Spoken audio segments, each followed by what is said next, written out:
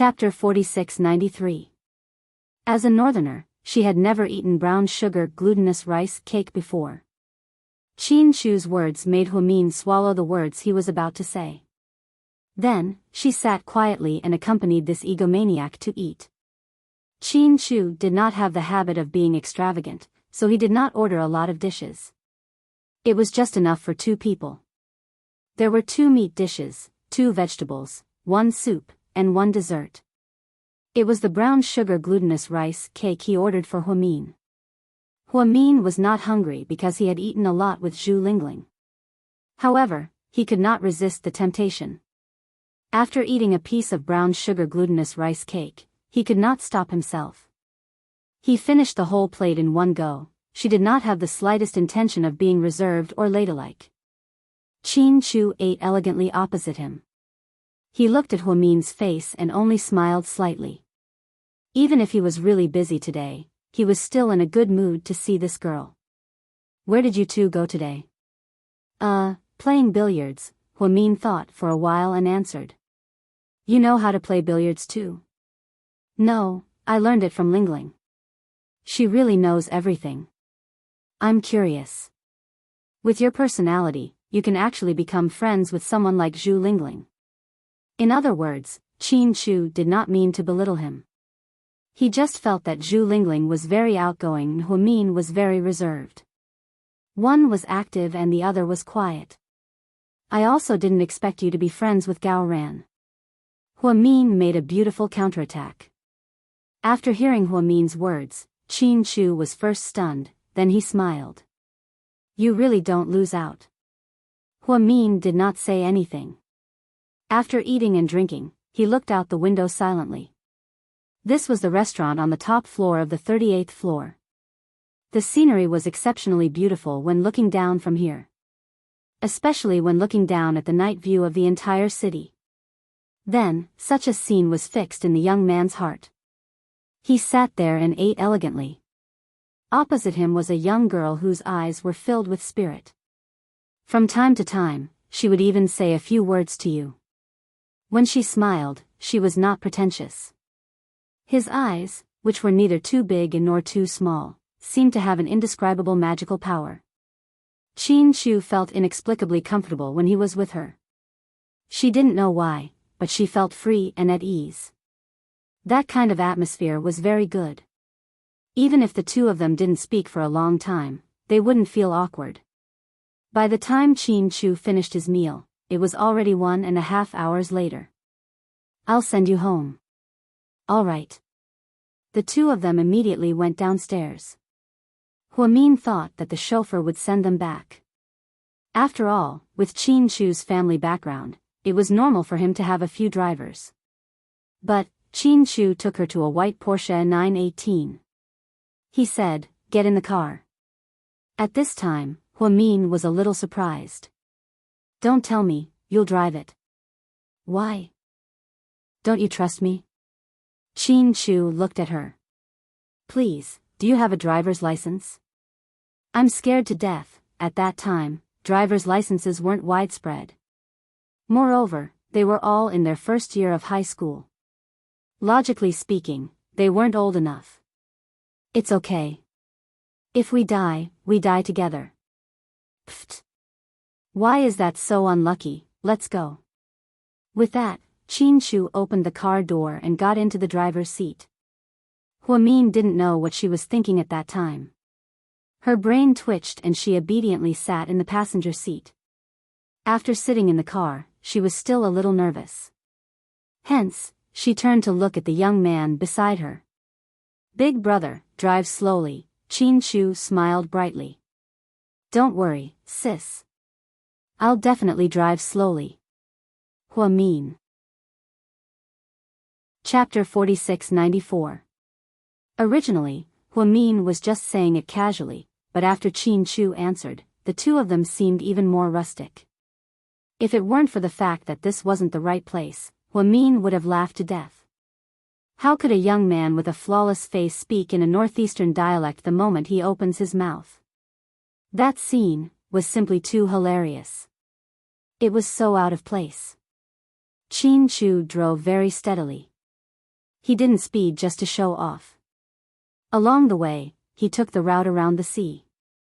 He could see the seaside scenery and didn't get stuck in traffic. However, the downside was that it was much farther. He took a detour of almost half the city. Finally, he dropped her off at her door. Because the path in front of Huamin's house was crowded, Qin only drove to a nearby intersection. After parking the car, he got out of the car. "You can drop me off here. I'll walk there. It'll only take 3 minutes." Huamin pointed at the door. "I'll drive you." "No, thank you. I'll drive you." "It's really not necessary, I'll drive you." No matter what Huamin said, Qin insisted that he would drive her. After repeating it 3 times, Huamin felt like he had lost. "Are you a repeater?" She laughed.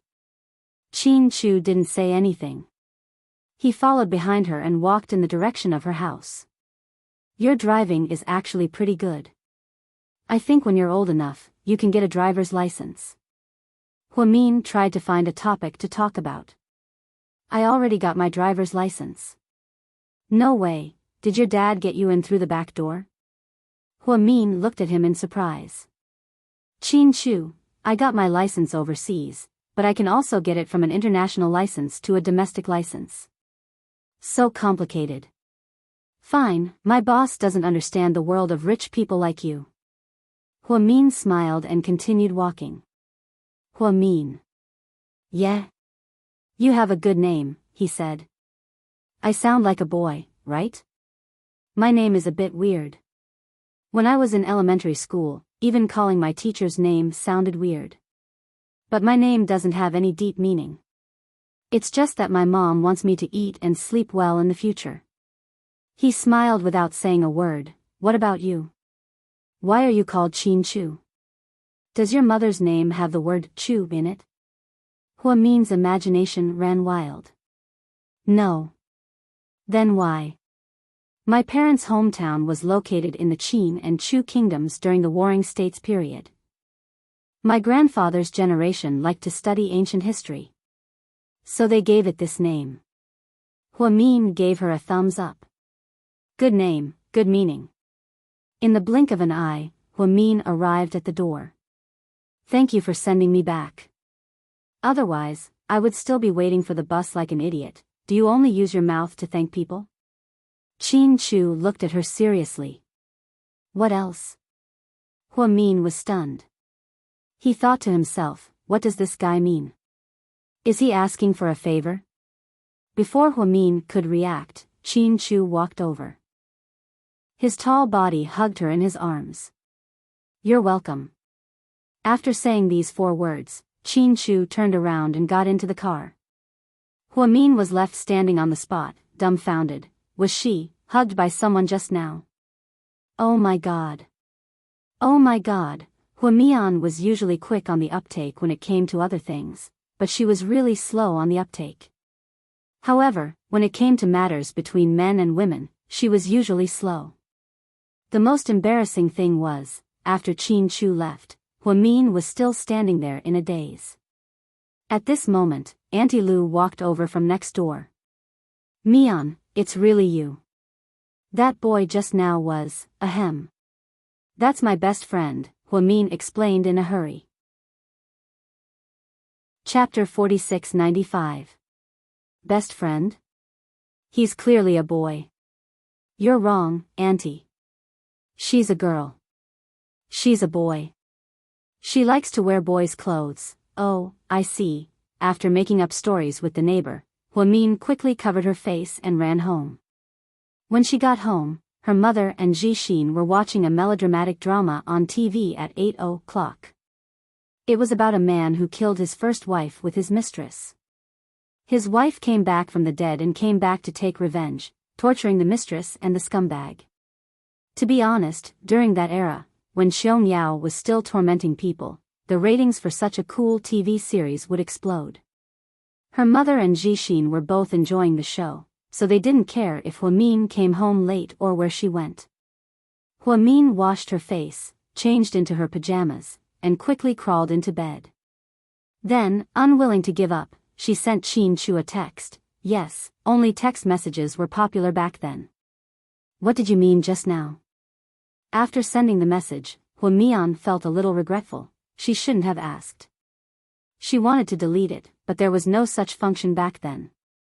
She could only cover herself with the blanket in exasperation. She thought that Qin Chu was still driving and wouldn't be able to see it, nor would he be able to reply in time. She didn't expect Qin Chu to reply so quickly. Qin Chu, nothing. Hua Min, nothing. Are you hugging me?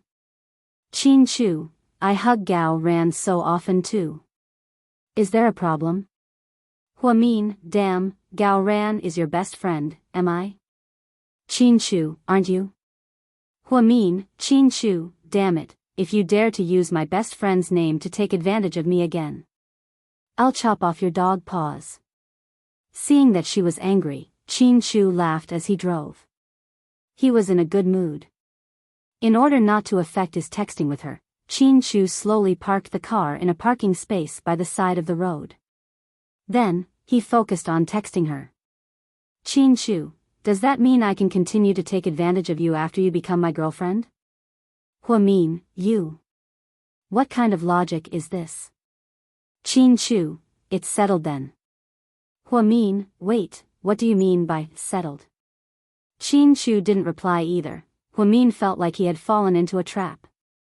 In the blink of an eye, the weekend had passed. On Monday, it was time for the monthly test. The students were all frowning. A few of them who had good grades were full of confidence. Mian, if only I were in the same exam room as you, I would be able to copy your answers, Zhu Lingling said in a low voice. That's enough. You're a special student. It's fine as long as you can pass the exam. Don't be too hard on yourself. Motherfucker, are you mocking me? What's wrong with being a special student? Do special students have no pride? During class, everyone was laughing and playing. A boy from class 2 next door walked in. He was chubby and a little cute. He wasn't very tall and made his school uniform look chubby. Excuse me, are you Hua Min? As soon as this kid came in, he went straight to the last row and walked up to Hua Min. Yes. Hua Min was stunned. Hello, Hua Min. I want to be your girlfriend. This little fatty had just made the most abrupt confession in history. The entire class was in an uproar. Who are you? Hua Min was confused. I'm from class 2. My name is Wu Jingzheng. What did you just say? Say it again? Hua Min asked him. I said, my name is Wu Jingzheng. No, before that. I want to be your girlfriend. No, before that.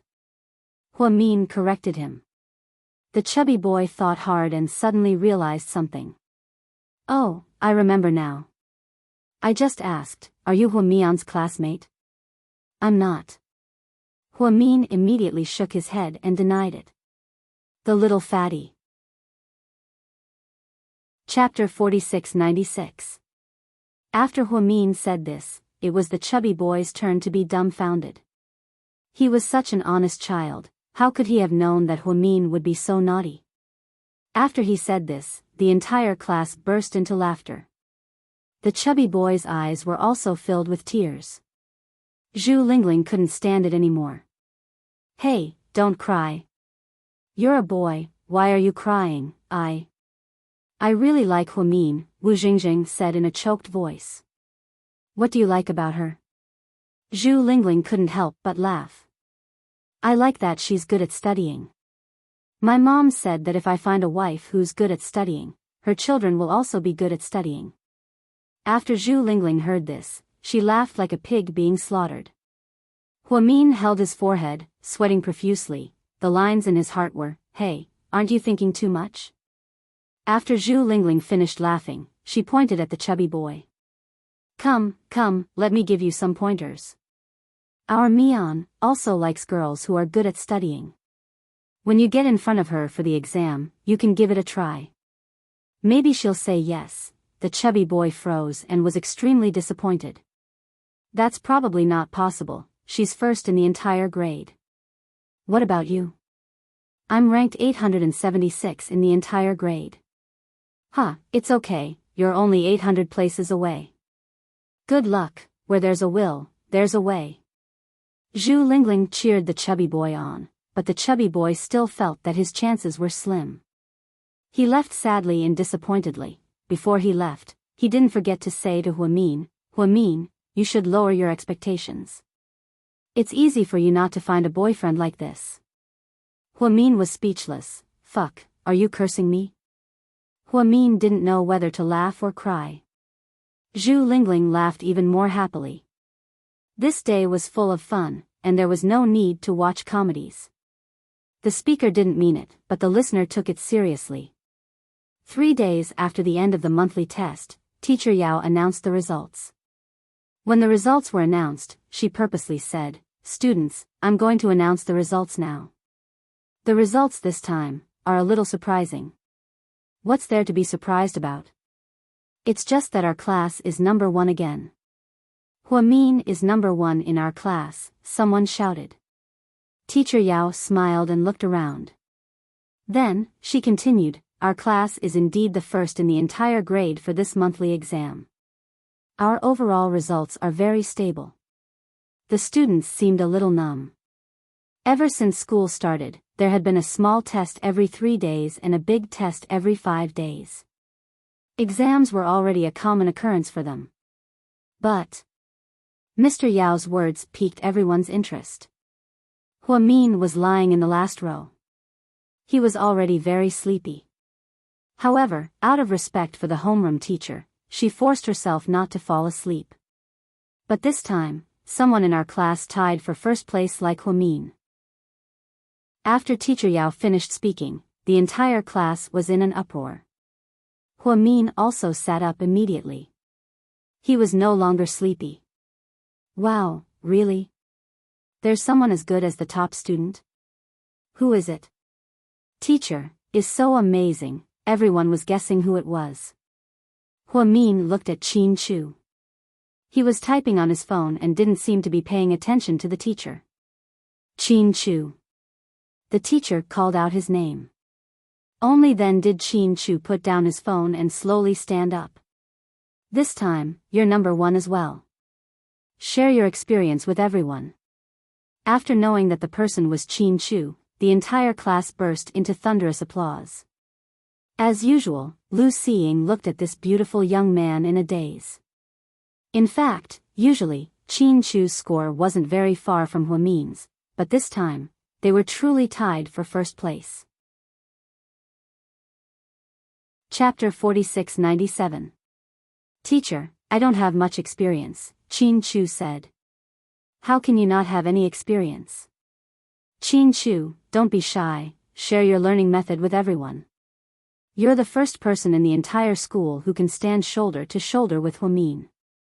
Teacher Yao was very excited that 2 first-place students had appeared in the class.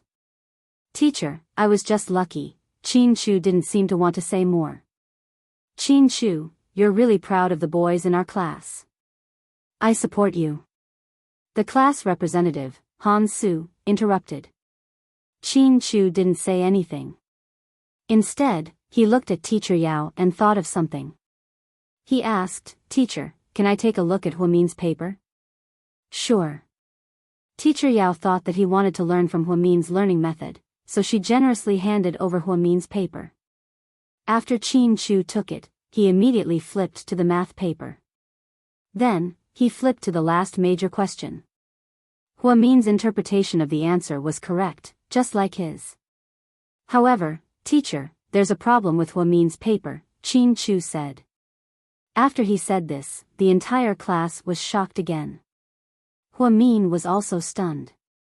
He looked at Qin Chu, not knowing what he was trying to do. What's the problem? Teacher Yao walked over. Huamin's answer was correct, but the method she used to solve the question wasn't the simplest. It was rather complicated and time-consuming. Usually, this method isn't recommended, so I think Huamin shouldn't get full marks. After Qin Chu said this, the entire class sighed. Qin Chu, do you want to fight? Hua Min tilted her head and said. Everyone was amused by this, I'm just stating facts. As a top student, can't you say that you made a mistake? That's not what I meant. I just think you're looking for trouble. Hua Min's face darkened. Teacher, you can go and find a few teachers. You can study it, and see if I'm right. Since Qin Chu had taken the initiative to suggest it, Teacher Yao couldn't not do it. Mr. Yao took Hua Min's test paper and returned to the teacher group. As soon as the teacher left, the class fell into chaos. Wow. Qin Chu, you're targeting Hua Min.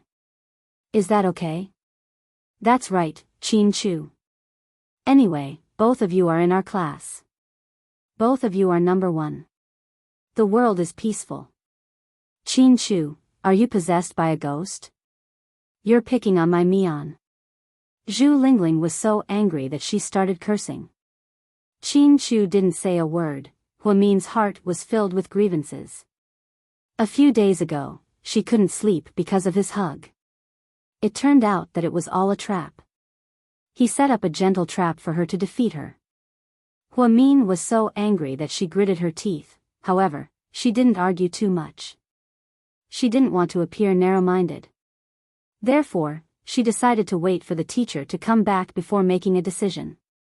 When Teacher Yao came back again, she adjusted the frame of her glasses. She announced again, we've studied it. Hua Min's solution is indeed a little problematic. Although the answer is correct, the solution is too complicated, so 1 point will be deducted. This way, the number 1 in our class, and the number 1 in the entire grade, will be Qin Chu. Hua Min will be second, but it's only 1 point, so it's no different from first place. The winner will still be our class. Everyone, clap. As soon as the announcement was made, the entire class turned to look at Hua Min. They thought they would see a green face. However, to their surprise, Hua Min smiled slightly and even took the initiative to clap. Thank you, teacher and Qin Chu, for pointing out the problem. Next time. I definitely won't do it again, Hua Min said through gritted teeth. Then, Hua Min didn't forget to give Qin Chu a look, which meant, you're dead meat. Chapter 4698. After Ms. Yao made the announcement, the entire class had complicated expressions on their faces. Many people were waiting for Hua Min to make trouble for Qin Chu. They were waiting for her to yell at him or say something sarcastic. But he didn't. That didn't seem to be Hua Min's style. Not to mention that this person was Qin Chu, it wasn't until noon that Hua Min and Zhu Lingling went for lunch. The two of them sat in a corner after getting their food. Hua Min wasn't waiting for them to eat. Qin Chu and Gao Ran walked over. Originally, there were people sitting across from Hua Min and the others. In the end, hey, classmate, get up and change seats. Gao Ran dragged his plate and only said one sentence. The boys and girls across from him quickly got up, not wanting to cause trouble. Qin Chu and Gao Ran immediately sat down. You still have the cheek to sit with us? Look at what you've done to our Mian. Zhu Lingling couldn't take it anymore and scolded Qin Chu. Qin Chu didn't say anything, but Gao Ran was stunned. What's going on? Did something happen that I don't know about? You're from class 8, don't get involved in our class 1's business. Zhu Lingling retorted. Gao Ran, Qin Chu was sitting across from Hua Min. He glanced at her, but she just lowered her head and ate quietly. Hua Min liked to eat meat, so he often ate meat and vegetarian. Zhu Lingling rarely ate meat to maintain her figure. Most of the time, she ate vegetarian. Girls didn't have a big appetite, so the size of their plates was just right. Gao Ran, on the other hand, was full of dishes and rice. There was also a big bowl of soup. He ate whatever tasted good. Sweet and sour pork, cucumber and shrimp, steamed pork, braised carp. Gao Ran ate high-quality food almost every meal. In comparison, Qin Chu's dish was lighter. He only made some ingredients, a small stir-fried beef. Not happy? Qin Chu spoke first. How could that be? Huamin didn't raise his head when he spoke. You must be upset that you got second place for the first time, right? He continued to ask. Qin Chu, aren't you talking nonsense? Do you want to fight? Zhu Lingling was exasperated. He almost flipped the table over. Hey, let's talk nicely. We're still eating. Gao Ran quickly stopped her. Look at him, he's a classic example of someone who's taken advantage of. I don't understand, isn't it good to be tied for first place? Why do you have to find fault with him and ask the teachers to give me on second place? Qin Chu, I used to think that you were quite manly, but I didn't expect you to be someone who would do anything to get a ranking. Humph. Bad reviews.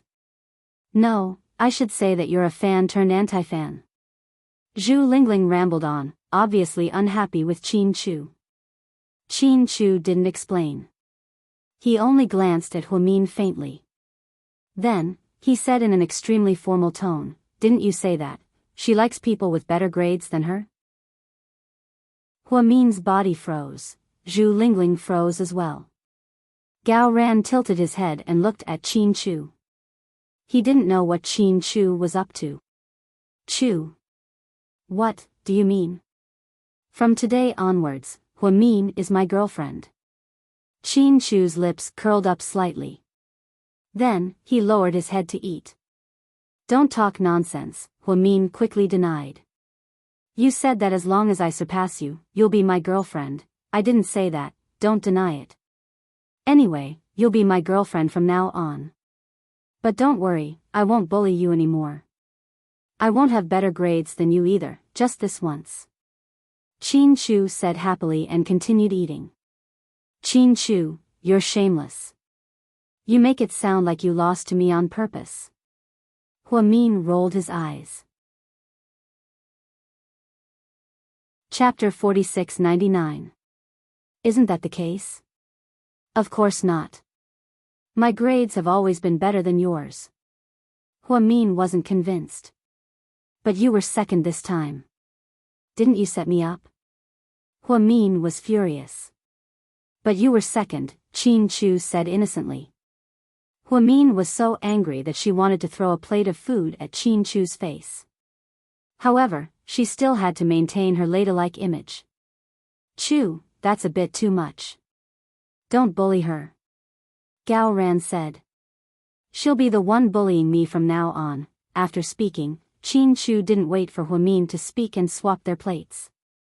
He pushed his plate to Huamin and took Huamin's half-eaten plate to eat. Zhu Lingling and Gao Ran's jaws dropped. You. Huamin was speechless. Girlfriend, do you want to drink Coke?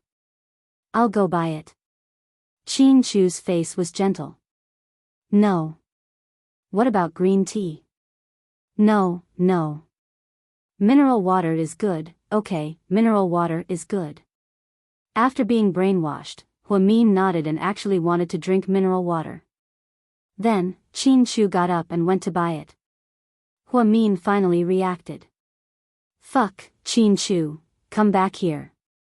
Who's your girlfriend? Huamin didn't know whether to laugh or cry. I see now. Qin Chu's scheme is so fucking deep. I can't see the bottom. Zhu Lingling finally understood. Qin Chu wasn't bullying Huamin. He was clearly tricking her. Unknowingly, she became his girlfriend. Who said that it was hard for a guy to chase a girl? It took Qin Chu less than 5 minutes to catch up with Huamin. Qin Chu came back with the water and put it in front of Huamin. Gao Ran looked unconvinced. You're only buying one bottle? What about us? You're not my girlfriend. Qin Chu said faintly. Gao Ran froze on the spot. Motherfucker. Is this a public display of affection? It's over. The two of us are probably going to be despised as third wheels in the future. Zhu Lingling laughed. Just as Huamin was about to say something, Qin Chu helped her to open the door. Then, he thoughtfully handed her a straw. Drink slowly, don't choke, Qin Chu said. Huamin, I'm not a child. I don't need a straw. It's safer to use a straw, Qin Chu explained. Zhu Lingling covered her forehead. It's over, it's over. What's going on now? Can someone tell me? Huamin, how do you feel right now?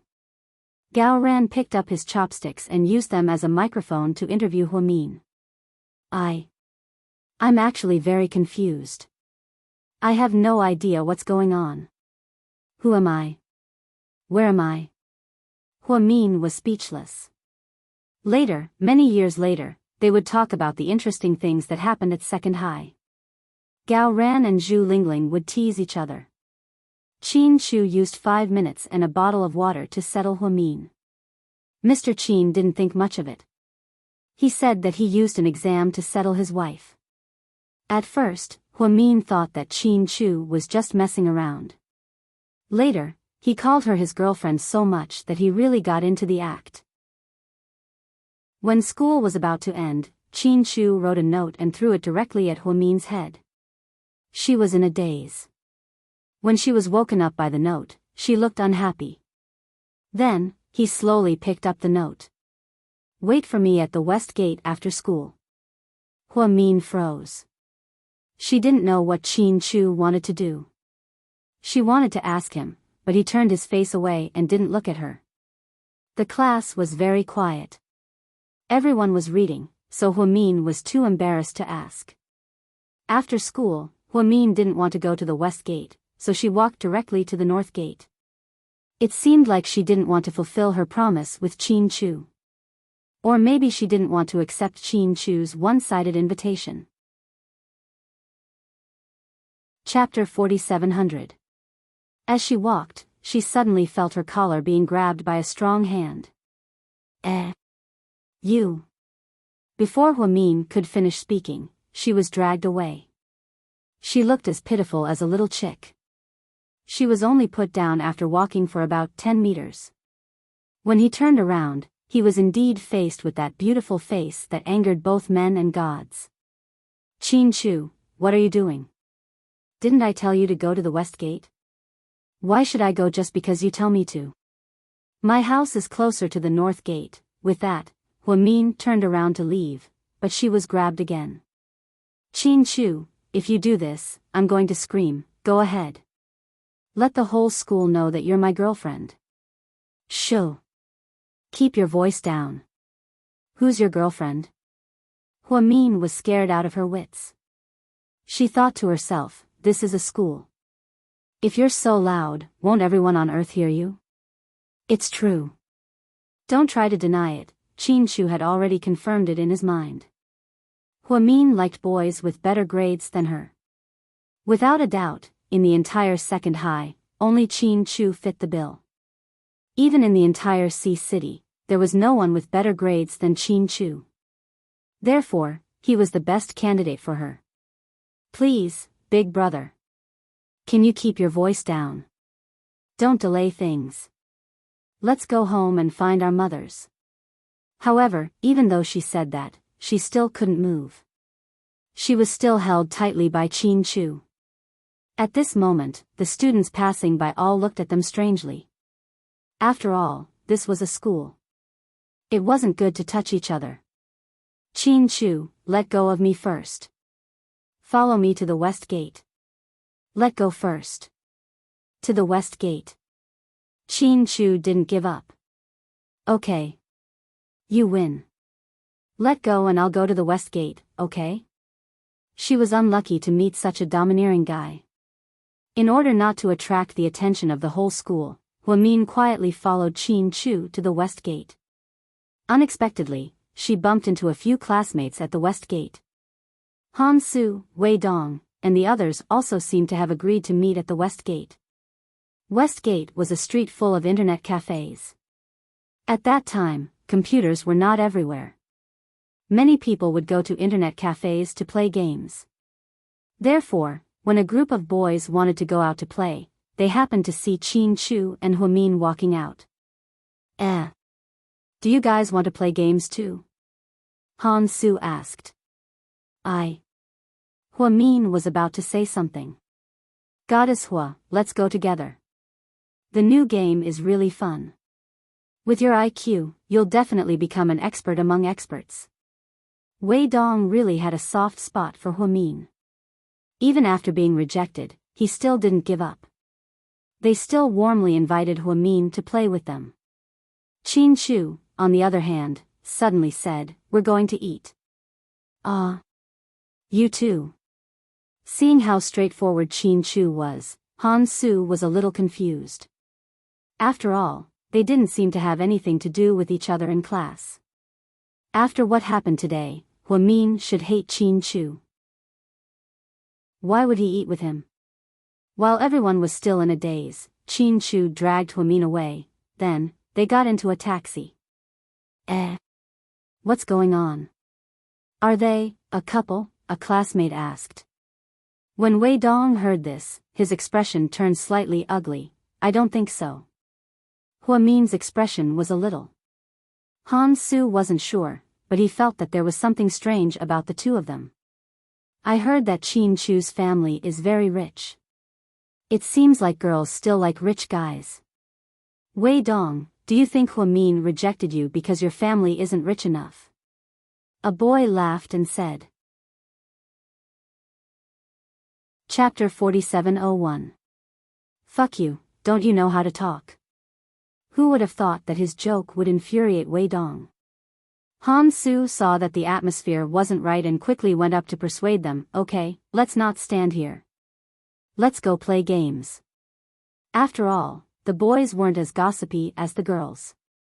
They saw Qin Chu and Huamin at Westgate and left it as it was. Only Wei Dong was a little upset. Obviously, he didn't have a good time playing games that day. Qin Chu didn't drive as ostentatiously as he did and didn't use a chauffeur. He just hailed a taxi and left with Huamin. When asked where they were going, he was like a mute. Young man, where are you going? 7 Mile River. The chauffeur was stunned. It takes an hour to get a taxi there. The fare is about 150 yuan. Drive. Qin Chu was a man of few words. Perhaps since he was young, the chauffeur knew that 7 Mile River was very far away. He immediately reminded the children that it was 150 yuan for a one-way trip and 150 yuan for a return trip. It was 300 yuan for a taxi. This was the entrance of a high school and he was worried that the children wouldn't have that much money. Qin Chu took out his wallet and threw 300 yuan to the chauffeur. After the chauffeur took the money, he immediately shut up and smiled like a flower. Why are you going to 7 Mile River? To catch fish. What's wrong with you? It's so late and it's almost dark. You're going to 7 Mile River to catch fish. I'll be back by tonight. Don't worry, Qin Chu said. That's ridiculous. No, I want to get out. Chauffeur, stop. Chauffeur, don't stop. Chauffeur, stop. Chauffeur, don't stop. Chauffeur, if you don't stop, I'm going to jump out. Huamin leaned over and pretended to open the car door. Don't listen to my girlfriend. She doesn't dare to jump. Huamin, the chauffeur, was about to burst out laughing when he heard the conversation between the two children. He thought to himself that children nowadays matured at a young age. They were dating at such a young age. In the end, he couldn't persuade Qin Chu and the two of them arrived at 7 Mile River. Kilihi was a village near Sea City. The name of the village was Kilihi. There was a river there that flowed down from the Wanning Mountain not far away. The spring water was very clean and the river water was also very clear.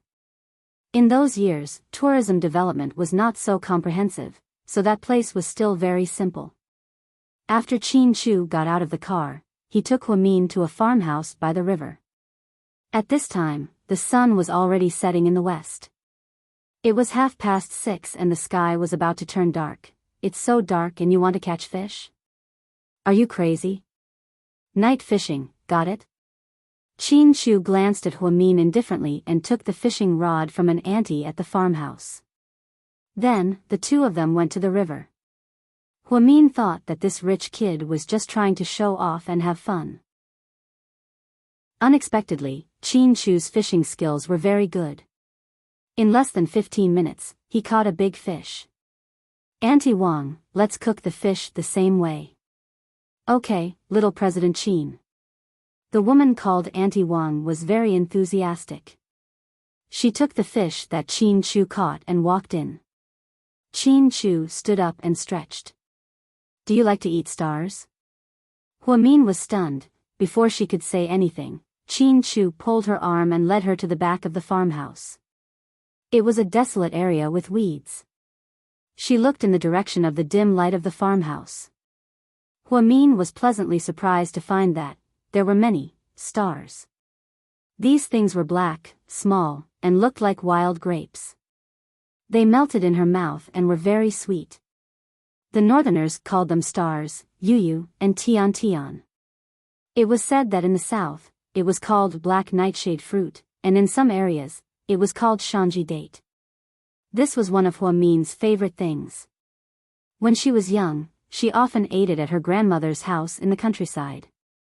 After her grandparents passed away, she never went back and never ate it again. Let's go, I'll take you to pick them. Seeing that Huamin was stunned and her eyes were a little wet, Qin Chu took her hand and led her into the weeds. Chapter 4702. Huamin naturally held Qin Chu's warm hand. They walked deeper into the weeds. Since they didn't bring any utensils with them, there was nowhere to put the fruits. Huamin looked around but couldn't find anything suitable. Just then, Qin Chu pulled up his black short-sleeved shirt. Put it here. Huamin glanced at Qin Chu's expensive short-sleeved shirt and swallowed her saliva. There's no need.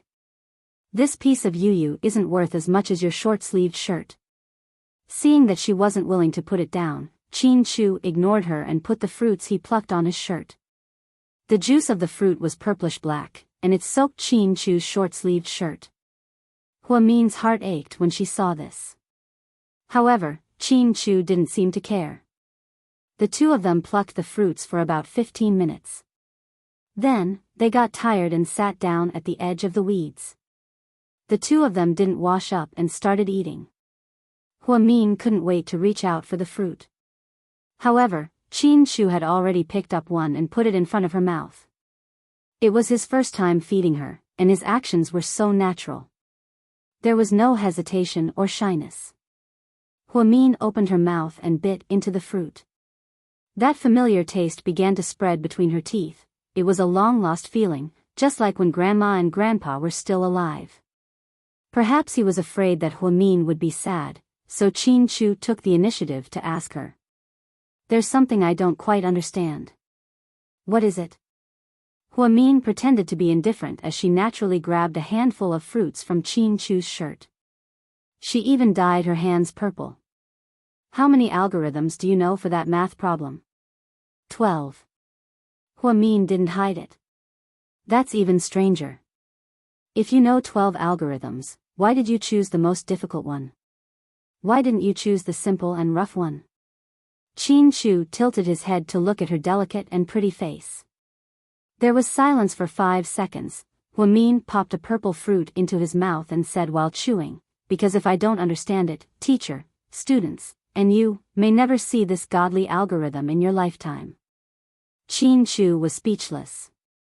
When Huamin said this, he was full of confidence. She did find it interesting. Moreover, she had invented the algorithm herself.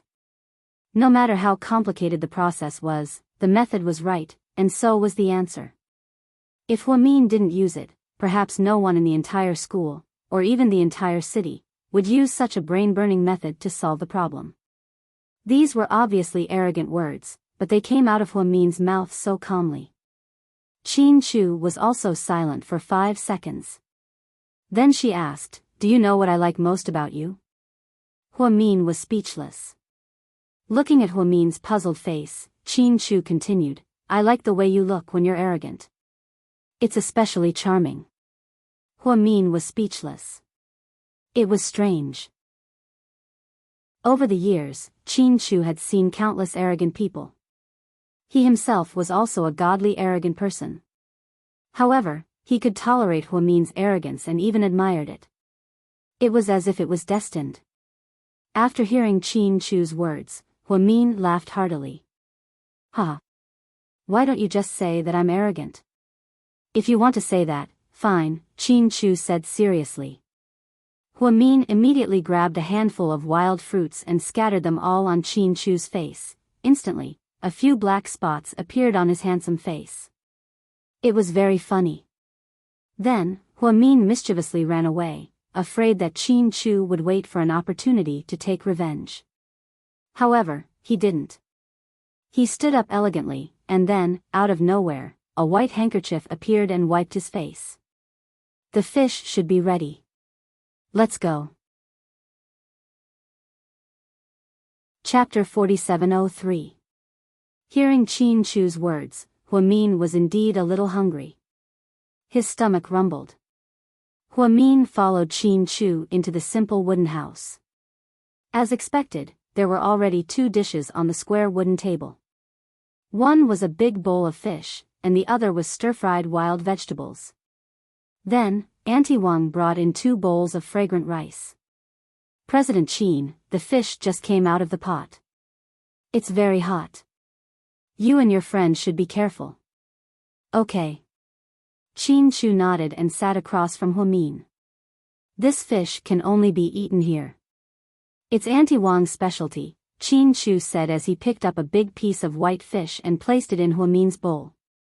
Hearing Qin Chu's praise, Auntie Wang smiled innocently. "My ancestor was a chef who cooked for a high-ranking official in the Qing dynasty. That official liked to eat fish, so my ancestor changed his cooking method. Just for fish alone, our Wang family knows 107 recipes." 107, Huamian was a bit surprised, finding it shocking. Maybe it was because he hadn't eaten anything good before. Usually, he only ate steamed, boiled, braised, boiled, spicy stewed, and sweet and sour. Among the 100 or so recipes, this is the best. It's a secret recipe of our Wang family. Young lady, try it. Hearing her words, Huamin was also very interested. He picked up the fish, put it in his mouth, and tasted it. Sure enough, the fish was smooth and tender. Not only was it fragrant, but after swallowing, there was a slightly spicy taste in his mouth. It was different from all the fish he had eaten before. It was mainly fresh. "Is it good?" Qin Chu asked her. "Yeah, it's super good." Huamin smiled. Qin Chu didn't say anything. He lowered his head and scooped a bowl of fish soup for Huamin. "It's a little spicy. Drink it slowly." "Okay, I won't stand on ceremony. I'll definitely eat more." "You don't have to be so busy. Eat your own food." After Huamin finished speaking, he picked up the bowl of rice and really didn't hold back. After all, since they were already here, they had to eat their fill. Huamin didn't have the bashfulness that girls usually had. In her eyes, eating and sleeping well was the way to go. This bowl of piping hot fresh fish, paired with the specialty wild vegetables, made Huamian feel a sense of happiness that she hadn't felt in a long time. In fact, she ate well at home, and her mother never mistreated her and Jixin. His mother's culinary skills were excellent, especially when it came to handmade dumplings. However, the fish still aroused Huamin's appetite. Soon, the small bowl of rice was emptied. "Auntie Wang, I want another bowl." "Let me help you." "No need, I'll go by myself." Huamin stood up with a smile, not treating himself as an outsider. "It's in the pot in the kitchen." Auntie Wang saw that the little girl was quite generous and smiled. Huamin walked to the kitchen door with the bowl of rice in her hand.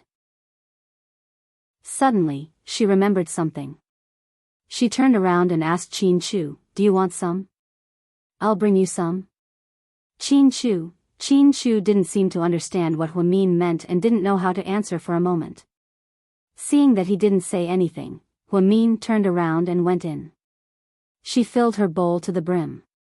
Then, she filled half of the rice and put it on top of the bowl, as if it would fall off at any moment. She carefully returned to the table.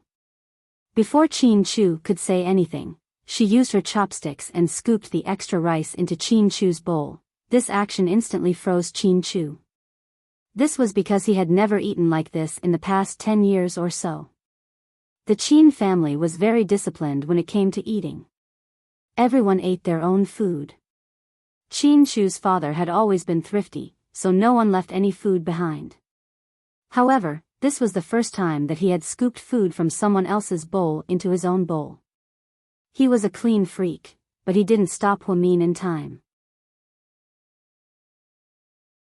Chapter 4704. He looked at Chin Chu staring at his rice in a daze. Huamin didn't understand the situation and thought that Chin Chu was touched. She even added happily, "You're welcome." Chin Chu, they had a good meal.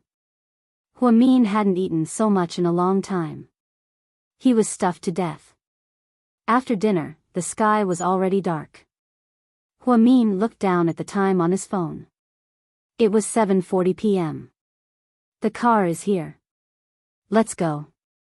Chin Chu knew that she was afraid of going home too late. After all, she couldn't stay out all the time and make her mother worry. "You haven't paid the bill yet." Seeing that Chin Chu was about to leave, Huamin kindly reminded him. Chin Chu pursed his lips and smiled. "Aren't you the one treating me? When did I say that I was treating you, shouldn't you? I've helped you so many times." Huamin, thinking that this meal must have cost a lot, Huamin wasn't sure. He felt in his pocket and found less than 100 yuan in change. He turned to look at Auntie Wang guiltily. "Auntie Wang, how much is it? Let's go. President Chin is just teasing you. It's free." "How can it be free? You cooked such delicious food for us. I have to give you something." Huamin felt that it wasn't good to eat for free. He reached for the change in his pocket. At this moment, Auntie Wang smiled. "This is President Chin's place. Everything belongs to his family. The house is his, the fish pond is his, even my salary is from the Chin family. Why would I want money?" This is your house?" Huamin was caught off guard. "It's not my family. To be exact, it's mine. 3 years ago, my dad and I came here to look at the land. I liked this place at first sight, so my dad bought it. Usually, Auntie Wang and Uncle Wang help us take care of the fish pond and some of the free-range poultry here. My mom likes to eat green vegetables and meat, so our family sometimes comes here to get ingredients." "All right, as expected of the rich." Huamin blushed with shame. Seeing that this place belonged to Chin Chu's family, there was no need to pay. Otherwise, if he really paid for it, he was afraid that he wouldn't have enough pocket money for next week. When they walked out, the Audi that had escorted them was already parked at the entrance. Chin Chu opened the car door and let Huamin get in first. Then, he sat in the car. Along the way, the two of them didn't talk much. Perhaps they were afraid that the driver would hear them and it would be awkward. When he got home, it was almost 9 o'clock. It wasn't too late. The timing was just right, and Huamin was very satisfied with the food. "Why are you back so late, Mian?" her mother asked when she saw Huamin come back. "I went out with a few classmates." "Where did you go?" "To a fishing pond in the suburbs." "I went fishing." "Aya, you girl, you're so naughty. I won't have to worry about you in the future. Why are you fishing in the middle of the night? It's so dark, it's so dangerous." "Got it, Mom. I'm going to take a shower." Afraid that her mother would keep nagging her, Huamin found an excuse and quickly ran away. Jixin added, "Mom, my sister must have gone out with a boy. Look at how guilty she looks. Shut up and do your homework." "Mom, you're so biased. Why do you scold me every time I play basketball until 7 o'clock? My sister comes back at 9 o'clock, and she's fine." Jixin expressed his strong dissatisfaction. At this moment, Yang Meirong said something that hurt Jixin's heart. If you can be like your sister and get first place every time and get a scholarship, you can play all night and not come back. Jixin, Mom, you're my biological mother. Jixin wanted to cry but had no tears. After Huamin finished showering and crawled into bed in satisfaction, she received a text message on her phone. She thought it was Qin Chu and quickly opened it. Chapter 4705. Are you asleep? You are. Huamin didn't recognize the number and thought that someone had sent it to the wrong person. Huh, you don't even remember my number. Then how did you know to ask me for help at the billiard hall? At the mention of the billiard hall, Huamin knew that this person was Hua Xiqian. At this time, she wasn't familiar with Hua Xiqian. That day, she contacted Hua Xiqian through Brother Jun and the others at the billiard hall. She didn't save his number, but she saw that his number was 6 and 8. With such a good connection, it must be Hua Xiqian himself. It was his style of being high profile. What is it? Huamin's tone was extremely unpleasant. The truth was, she didn't like Hua Xiqian because he was a member of the Hua family. In Huamin's eyes, no one in the Hua family was good, especially Hua Zhenghai, Shen Jiani, and her son and daughter. She had interacted with them a few times since she was young, and they always mocked and ridiculed her. Fortunately, in the past few years, Huamin didn't let her mother look for him or ask Hua Zhenghai for money. It could be said that she had cut off some ties with the Hua family. She really didn't know why this Hua Xiqian was looking for her at this time. Hearing how heartless Huamin was, Hua Xiqian decided to call her. Huamin hesitated for a moment before answering the call. She covered her head with the blanket, crawled under the covers, and lowered her voice. After all, she didn't want her mother to know that she had any contact with the other members of the Hua family. Hua Xiqian, what do you want? Huamin tried her best to suppress her voice. I'm not doing anything. I just want to ask, little sister Mian. You're such a loyal person. Why would you kick me to the curb after I outlived my usefulness? Hua Xiqian said this with a smile. However, Huamin could still hear the sarcasm in his voice. Hua Xiqian had indeed helped her and Lingling that day. After that, she left in a hurry without saying a word. So, was this guy here to ask for a favor? Huamin thought for a moment and replied calmly, you helped me that day. I'm very grateful. Just a little gratitude and that's it? What do you want? As long as I have it, I can give it to you. I have less than 100 yuan on me. If you want, I can give it to you. Huamin thought that there was nothing he could do to repay Hua Xiqian. Apart from the 80 yuan of change he had on him. After hearing Huamin's words, Hua Xiqian burst out laughing. 100 yuan. Do you think I'm a beggar? It's not even enough for me to eat a bowl of Häagen-Dazs. How can poor people like us compare to rich people like you? Huamin's face turned cold. He didn't give Hua Xiqian any face on the phone. You're not poor. You're Dad's daughter. As long as you're willing to come back, shut up. I won't go back. It wasn't that Hua Zhenghai didn't recognize Huamin, but he had said that he wanted Huamin to go back. However, Yang Meirong couldn't go back, and Shen Jiani couldn't tolerate Yang Meirong's existence. Therefore, Hua Zhenghai wanted Huamin to go back to the Hua family and be raised by Jiang Hong. Jiang Hong was the Hua family's wife and Hua Xiqian's adoptive mother. However, this suggestion was rejected by Huamin's mother. No matter how poor she was, she wouldn't send her daughter back. What kind of place was the Hua family? With that vixen Shen Jiani around, how could Huamin survive if he went back? He would still be bullied to death by her mother and daughter. Seeing how excited Huamin was, Hua Xiqian smiled again. I'm just teasing you, don't be so nervous. Little sister Mian. I actually like you a lot. Do you believe me? Chapter 4706. Huamin, Hua Xiqian, stop talking nonsense.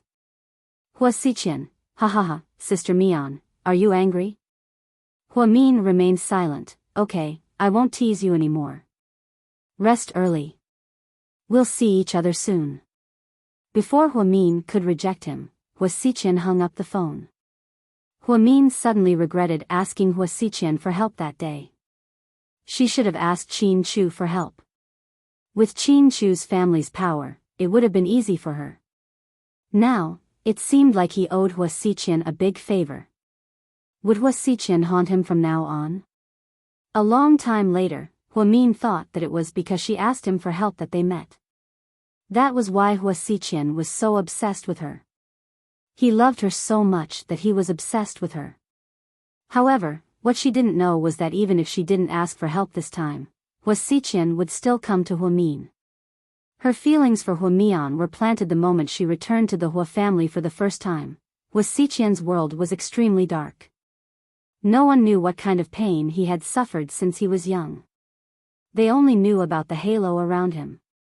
That's right, he was the bright and beautiful young master of the Hua family. Although he wasn't their biological son, he was raised by the legal wife, so his status was quite high. He was also quick-witted and was highly regarded by Hua Zhenghai. When he was in university, he already helped the Hua family with some business deals. He had a private mansion, several sports cars, and money that he could spend like water. However, he wasn't happy. Later, he realized that Huamin could bring him unprecedented happiness. In other words, every time he saw Huamin, his heart would be extremely calm. This was an indescribable magic. After hanging up the phone, Hua Xiqian lit a cigarette and held it in his mouth. A young woman walked out of the bathroom. Her figure and face were both stunning. Hua Xiao. I'm done, it's your turn. The girl smiled shyly. Hua Xiqian pulled off the only towel on the girl's body. Just then, the door opened. A middle-aged woman in a dark purple cheongsam stood at the door with an ashen face. Ah! The naked girl jumped into Hua Xiqian's arms in fright. You could say that she was acting coquettishly, or that she was like a little bird that needed someone's help. Hua Xiao, don't be afraid. Come, baby, let me introduce you. This is my mother. Hua Xiqian smiled faintly as he pointed at the lady at the door. Shenjiani is scheming against us, and you're still in the mood to flirt. Jiang Hong's livid face swept across Hua Xiqian's dissolute face. 3 idiots, it's not surprising. Mom, don't be too nervous. Shut up. Jiang Hong seemed to be very angry. She ordered the people behind her, kick this bitch out. Yes, madam. 2 maids came up and dragged the naked girl out of the bed. Hua Xiao. The girl cried. She thought that Hua Xiqian would beg for mercy, but to her surprise, Hua Xiqian didn't care at all. After all, this wasn't the first time something like this had happened. After the girl was dragged away, the room fell silent. Jiang Hong looked at Hua Xiqian. He was only wearing a white bathrobe, and the bag was still loose, as if it would suddenly fall down at any moment. Qianqian, how could you not listen to Mom? Jiang Hong walked over slowly, and touched Hua Xiqian's face with her hands. She looked at him with a complicated expression.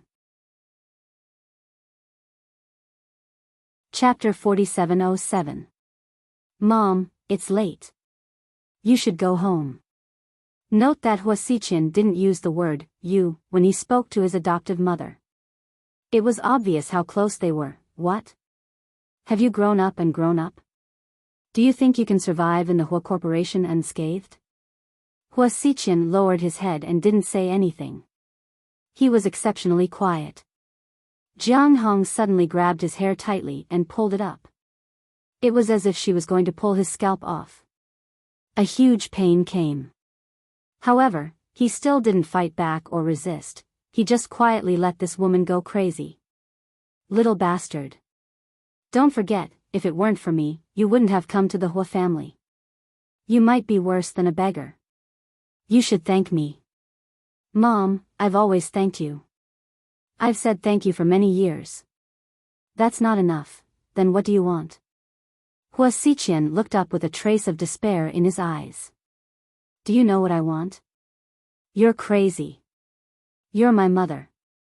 Hua Xiqian pushed her away in disgust. Huh, what are you afraid of? You're not my son. As Jiang Hong spoke, she reached out and placed her hand under Hua Xiqian's bathrobe, caressing him wantonly. This wasn't the first time something like this had happened, so he didn't find it strange. However, after talking to Hua Min on the phone tonight, he felt like a normal person again. Therefore, he hated this woman in front of him. In the next moment, he pushed her away and pushed her to the ground. Jiang Hong was a little surprised and looked at him. How dare you reject me? What? You fell in love with that woman just now. Do you believe that I can make her mysteriously disappear from this world tomorrow? She thought that Hua Xiqian had fallen in love with that girl just now. That was why she threatened him. Whatever, but before that, you better leave this place quickly. I have a lot of gossip and there are a lot of paparazzi lurking at the door. If they take any exciting pictures. I don't care, but believe it or not, old man Hua will skin you alive. And you won't be able to continue being a rich madam. You can't let everyone know that you're a slut, right? Hua Xiqian's words were evil. However, Jiang Hong wasn't angry. She stood up gracefully. She stood up elegantly and patted the dust off her body. Little bastard, you've really grown up. Very well, I like it. Just wait and see. After Jiang Hong left, Hua Xiqian sighed as he lay on the big, soft bed. He hated himself for being so useless. Why was the Hua family so? Why was Hua's crazy? Why was so? Why did they sell their own children? He would rather live in an ordinary family and live an ordinary life, just like Hua Mian. Late night, Hua Xiqian slowly fell asleep with the last glimmer of hope in his mind. Mian, you're so good. You're so pure and real. You let me see my last glimmer of hope. If I still believe that there's something good in this world, it must be about you. So, in order for me to have happiness in the future, I have to have you first. Living with you is my true happiness, my true salvation. This was Hua Xiqian's inner monologue. Actually, at this moment, he wasn't evil. It could only be said that he wanted to redeem himself. The next day. After lunch break, Gao Ran and Qin Chu went to the basketball court. Hey, I heard, you're first in your grade this time? Yes. I heard that you reported Hua Min's paper and made her second place. Gao Ran smiled. Yes, Qin Chu lowered his head and bounced the basketball. He was practicing his hands and answered casually. Ha ha ha. You're awesome, bro. Gao Ran burst into laughter. Chapter 4708. What the fuck are you laughing at? Qin Chu rarely cursed, but Gao Ran's smile was too wretched. Therefore, he couldn't help but complain. It would have been better if he didn't say anything. Once he did, Qin Chu laughed even louder. Oh my god. Are you an idiot? You like her, but you didn't pursue her. You even deliberately reported her and beat her. Oh my god, Qin Chu, are you trying to go to heaven?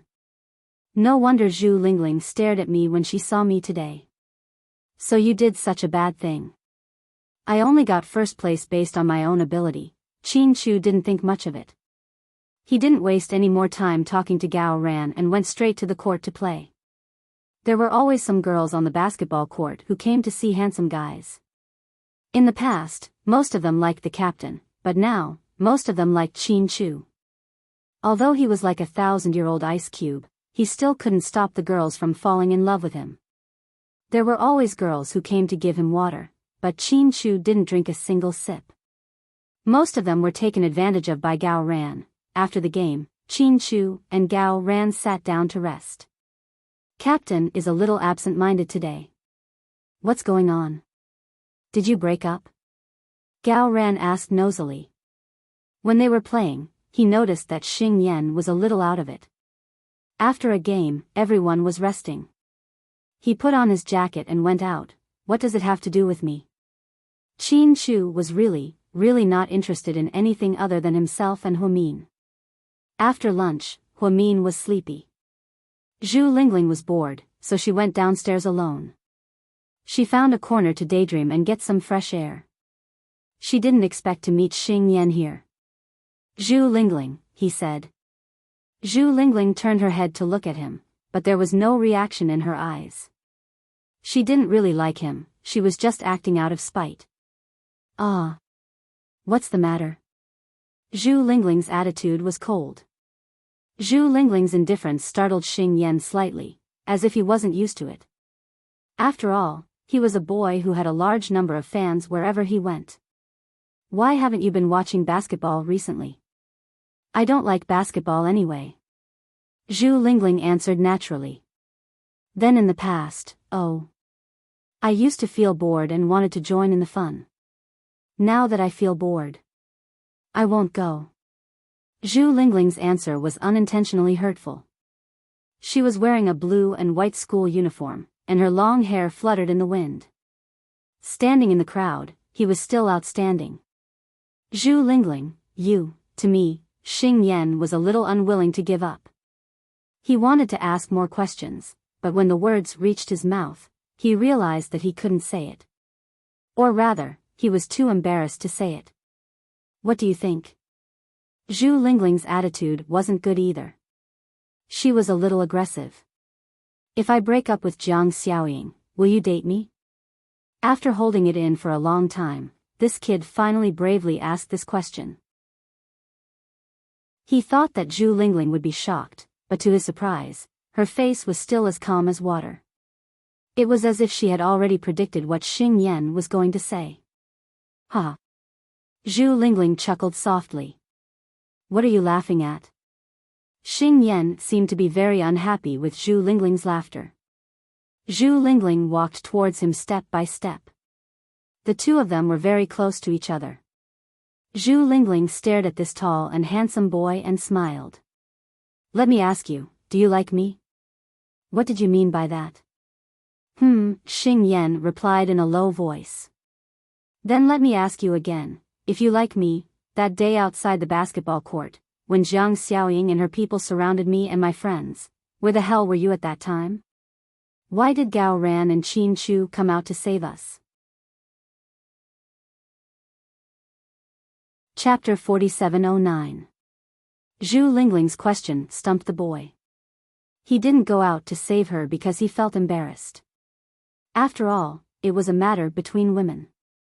Plus, Jiang Xiaoying's family had always been connected to the underworld, so he had some concerns. Now that Jiang Xiaoying was very close to a man in the underworld, their relationship was on the verge of collapse. Although they hadn't broken up yet, they weren't far from it. Xing Yan wasn't an idiot, so he wanted to take the opportunity to play the good guy to Zhu Lingling. He wanted her to think that he broke up with Jiang Xiaoying because of her. However, although Zhu Lingling was a straightforward person, she wasn't stupid. Naturally, she wouldn't let him get what he wanted so easily. I'm sorry about that day. As a boy, I really can't get involved in a fight between girls, haha, that's why you're not suitable to be my boyfriend. If I'm in danger in the future and get ganged up on by girls, you'll still not stand up for me, right? That's enough. There's nothing between us anyway. We won't be in a hurry in the future. Zhu Lingling didn't want to waste time talking to this guy anymore. She turned around and went upstairs. As Gao Ran and Qin Chu walked back, they heard rumors in the hallway. Hey, did you guys hear? The basketball captain confessed to the prettiest girl in the first class. Prettiest girl in the first class? Who's that? Zhu Lingling? Yeah, it's her. They really are a good match. But did the basketball captain break up with the cheerleader? Upon hearing this, Gao Ran froze. Zhu Lingling is with Xing Yan? He asked Qin Chu. How would I know? Mr. Qin looked innocent. Fuck. Is Zhu Lingling blind? Xing Yan looks tall and strong, but he's actually a softie. Why would she like a man like that? It's Zhu Lingling's business. Why are you so excited? Qin Chu looked at him. I was just fighting for the girls in your class. Gao Ran tried to twist his words. Really? I think you're just unwilling to accept it. Are you kidding me? I don't like that girl in your class either. She's so ugly. What's the point of being pretty? I don't think Zhu Lingling is as good as Huamin. She's always flirting with other guys. She's so worrisome. Whoever marries her will be cuckolded for years. As soon as Gao Ran finished speaking, he was kicked from behind. The strength of this kick was so great that he almost fell to the ground. Fuck. Who is it? Gao Ran turned around and raised his fist. Then, when he saw Zhu Lingling's face, he was instantly terrified. What a coincidence. Gao Ran said guiltily. Zhu Lingling crossed her arms and said, You're a big guy, but you're talking bad about a girl behind her back. Do you want to be a bitch?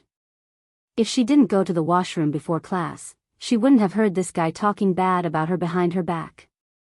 Huamin stood beside Zhu Lingling and only smiled. Qin Chu looked at Huamin with a gentle gaze. Ahem. It's a misunderstanding my ass. Gao Ran, I think your mouth is too small. Do you want me to make it bigger? Zhu Lingling's aura was famous throughout the entire grade. Gao Ran didn't want to confront her directly, so he quickly apologized. Beauty. I was just being rude. Please don't hold it against me, haha. Gao Ran bowed and apologized. Gao Ran, are you fucking in love with me? Otherwise, why are you always butting in on my business? Zhu Lingling yelled without a care in the world.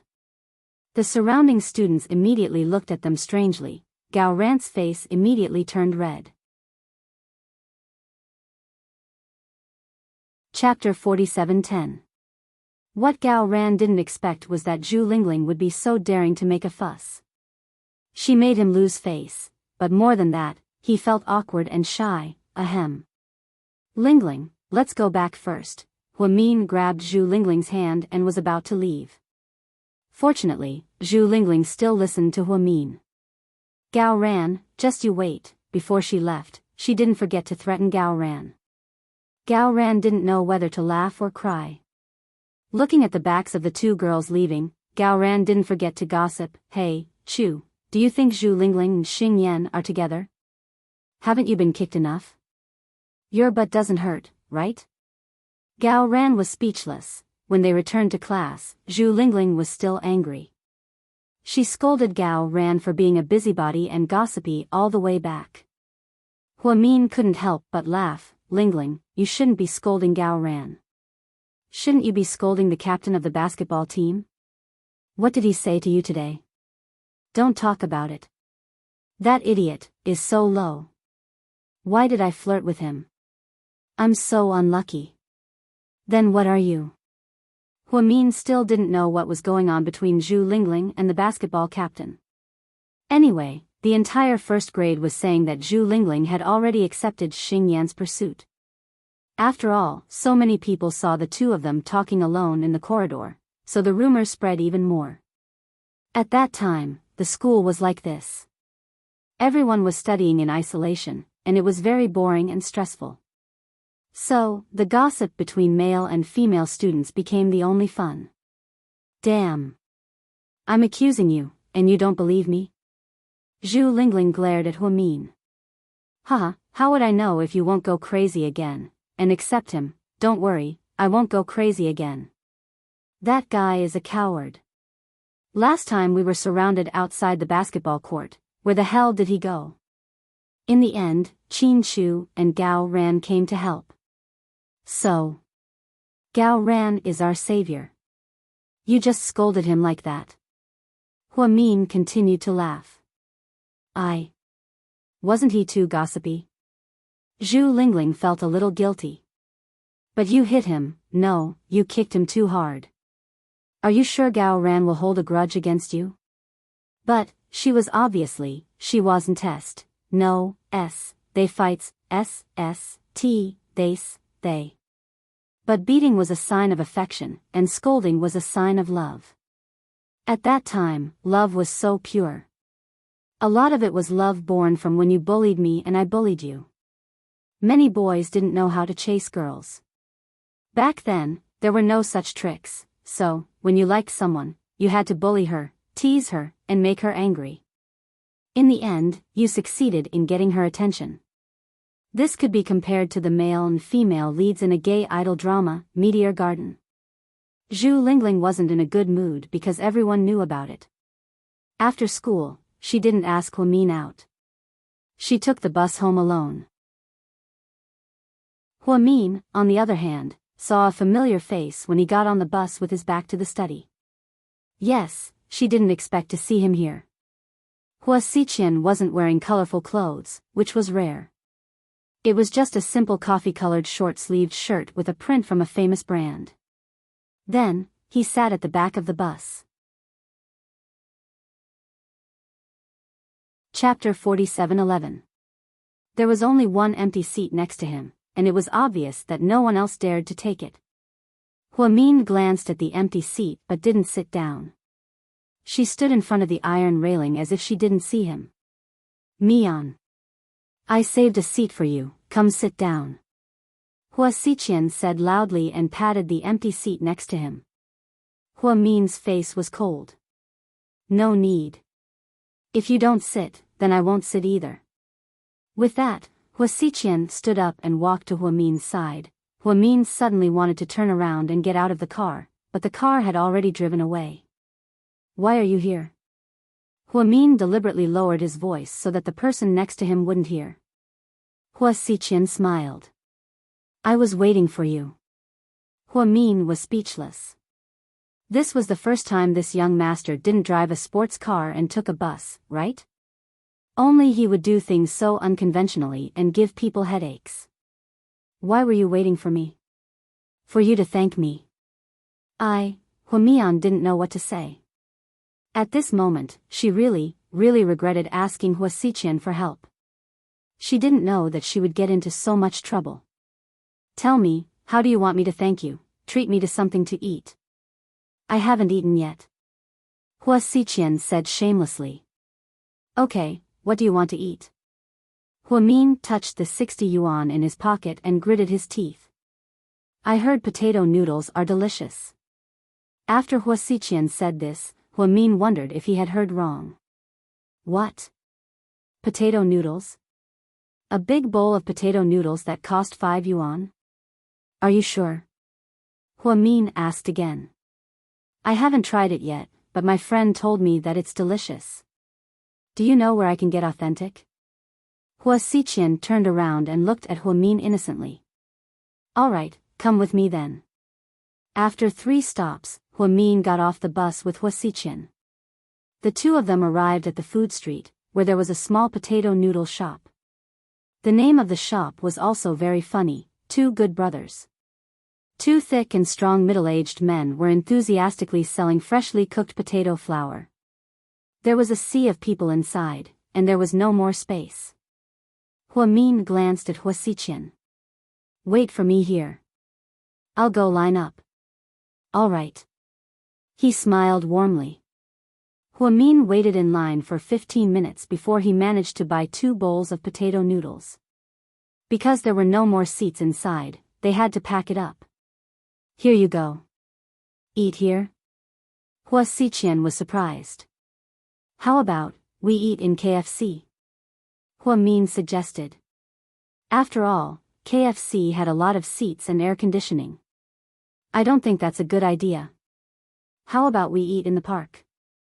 Hua Xiqian was very familiar with this place and often drove by. He saw the west entrance of Baiyuan Garden nearby. Sure. Huamin nodded. The two of them carried their respective bowls of potato noodles and arrived at Baiyuan Garden. Baiyuan Garden wasn't big, but the greenery inside was very good. When the two of them came in, the seats were also overcrowded with people. They were all occupied by people. Huamin was just about to say, why don't we go back to KFC? Hua Xiqian walked towards a seat under a big willow tree. There sat a couple who were kissing each other. Excuse me, can you give us your seat? Hua Xiqian asked with a smile. Why? The young man was just about to say, why? Hua Xiqian took out $100 bill from his pocket and handed it over. Damn, what are you doing? 2 bowls of potato noodles aren't even $100. Hua Xiqian, you're crazy, Hua Min scolded in a low voice.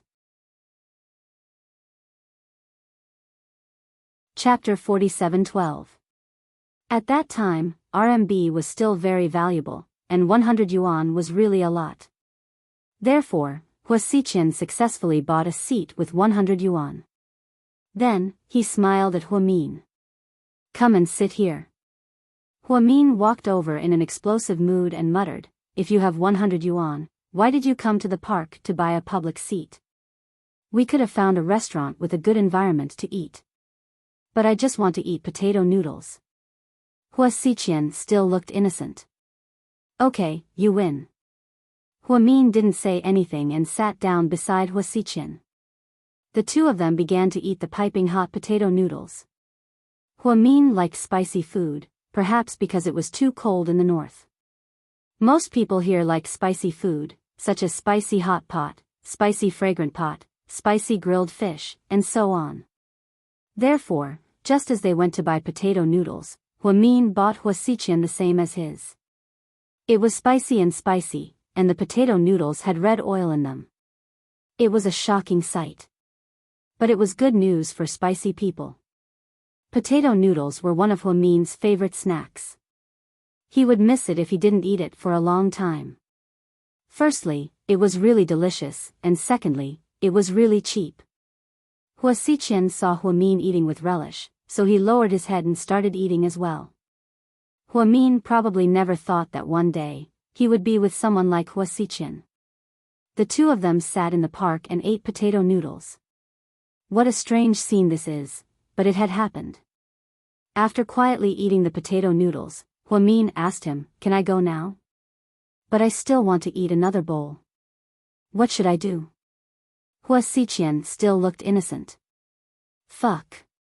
Of course, that was what Hua Mian was thinking. Little sister Mian, can you please buy me another bowl? All right. Hua Min gritted his teeth. I also want a bottle of soda, thank you. I want it cold. All right. Hua Min really wanted to scold him. Hua Xiqian, why are you so nosy? However, he held himself back. After all, he had to repay the favor. After this incident, she really didn't want to have anything to do with him anymore. Hua Xiqian sat in the park while Hua Min turned around and jogged back to the queue to buy potato powder. As soon as Hua Min left, Hua Xiqian opened his Louis Vuitton men's shoulder bag. He calmly took out the stomach medicine and swallowed it directly. Yes, he couldn't eat spicy food. But she didn't know. He had checked all of her preferences and knew that she liked to eat spicy soup, sour and spicy noodles, potato noodles, and other snacks. So he decided to eat with her. Even if his stomach was burning with pain, he didn't care. Not everyone's love could be shown. For some people, you seem to think that they like you a little. But in reality, they might have given up a lot. Hua Xiqian was a flamboyant person on the outside, but on the inside, he was a very tolerant person. Otherwise, he wouldn't have survived and reached the top in the Hua family's atmosphere. Hua Min jogged back again with potato powder and a bottle of cold soda in his hand. She didn't really want to buy it from him. After all, a bottle of soda cost 2 yuan. This was pocket money her mother gave her, not money for her to eat and drink. Seeing Hua Min come back sweating, Hua Xiqian couldn't bear it. I don't want to drink soda anymore. You can have it. Fuck. This time, he really said it out loud. Hua Min thought to himself, are you torturing me on purpose? What about the potato powder? I'll eat this. Hua Xiqian slowly took the second bowl of potato powder from Hua Min's hand. This bowl obviously had more chili oil added. It was even redder than the previous bowl. Hua Min did it on purpose, and he knew it. Hua Xiqian smiled, lowered his head, and took a bite. Is it good? Min asked him a little mischievously. Chapter 47:13. Emicham, it's delicious, he answered calmly. Then eat more. Finish it all. Min smirked. Okay. He nodded as usual and simply said, okay. Soda, are you sure you don't want to drink it? No. Then I'll drink it. Min twisted open the cap. Okay. After receiving his confirmation, Min quickly took a big gulp. After eating spicy food, drinking a cold soda was a great pleasure. Everyone said that eating this combination would cause diarrhea, but Min's stomach was probably not that bad. He didn't feel any discomfort at all. After drinking a few sips of the soda, she looked at the lake in the park with satisfaction. Her mood suddenly calmed down. Then, she looked at Huasiqian beside her. He lowered his head and continued to eat the super spicy potato noodles. He didn't have any reaction. Min originally expected him to take a bite and choke on the spicy food. His expression would be worse than death. However, she waited for a long time. Even after Huasiqian finished the second bowl of potato noodles, she still didn't see the expression she was looking for. This guy can eat spicy food this well? Min thought to herself but didn't say anything. Finally, after he finished the second bowl, Huasiqian elegantly took out a tissue and wiped his mouth. I'm full. Thank you for dinner, Mian. It's okay. But, this time I thank you. In the future, you can't cause trouble for me. Min really didn't want to have anything to do with anyone in the Hua family. Even if Huasiqian wasn't as annoying as Huayanyan and Huasi, he was still a member of the Hua family. How can I do that? Mian, you worked so hard today. You treated me to good food and ran twice. You're so tired. I can't bear to do that. Next time, I'll treat you to something better. It's okay. Just don't appear in front of me. Min lowered his head and swirled the soda in his hand. Do you hate the Hua family? What do you think? Min did not raise his head. But I'm not from the Hua family. I'm just an adopted son. My surname isn't Hua, so you don't have to be wary of me, forget it. The fact that you were able to grow up safely in the Hua family and manage the company shows that you're not a simple person. Stop pretending to be weak. After hearing Min's words, Huasiqian laughed heartily. My little sister Mian's IQ is indeed not to be trifled with. I'm impressed. Alright, I don't have time to chat with you. I still have to go home. There won't be any cars later. I'll drive you. No need. It's okay. I need some time to digest after eating. Let's go. I'll take the bus with you. Min thought that Huasiqian was going to take a taxi or send a car over. To her surprise, he still wanted to take the bus. She was speechless. It was indeed getting late. Min still had a few minutes to walk home. Huasiqian was still worried. Just like that, under Min's extremely unwilling circumstances, Huasiqian still sent her home. On the way, the two did not speak much. Min carried her backpack and looked down at the scenery outside the car. Huasiqian was not relieved until Min got out of the car. I'm not getting off. I'm going back. Be careful. See you never. With these words, Mian quickly jumped out of the car. She was truly relieved of her burden. Huasiqian looked at the girl's thoughts and smiled gently. Then, he only sat for one stop and immediately got out of the car. He took out his phone and called the driver. I'm in the eastern suburbs. Come and pick me up. Take me to the hospital. At this moment, his stomach was churning. He wanted to burn up in the next moment. However, in the car just now, in front of Min, he was as calm as water. Chapter 47:14. After treating Huasiqian to dinner, Min felt a lot more relaxed. After all, he had repaid the favor, so there wouldn't be any trouble in the future, right? It was still early when she got home. She cleaned the room with her mother and then watched the 8 o'clock drama together. Jixin was doing his homework on the side. When he encountered something he didn't know, he didn't dare to ask his sister. After all, he was afraid that his sister would call him a pig. At 9:30 p.m., Huamin was a little sleepy, so he washed up and went to bed. Qin Chu sent him a message. Qin Chu, what are you doing? Huamin, I just lay down. Qin Chu, so, you're under the covers? Huamin froze. Although Qin Chu's question wasn't wrong, why did it feel like something was wrong? Huamin, oh, what's up? Qin Chu, let's have lunch tomorrow. Huamin replied jokingly, are you treating? Qin Chu, yeah.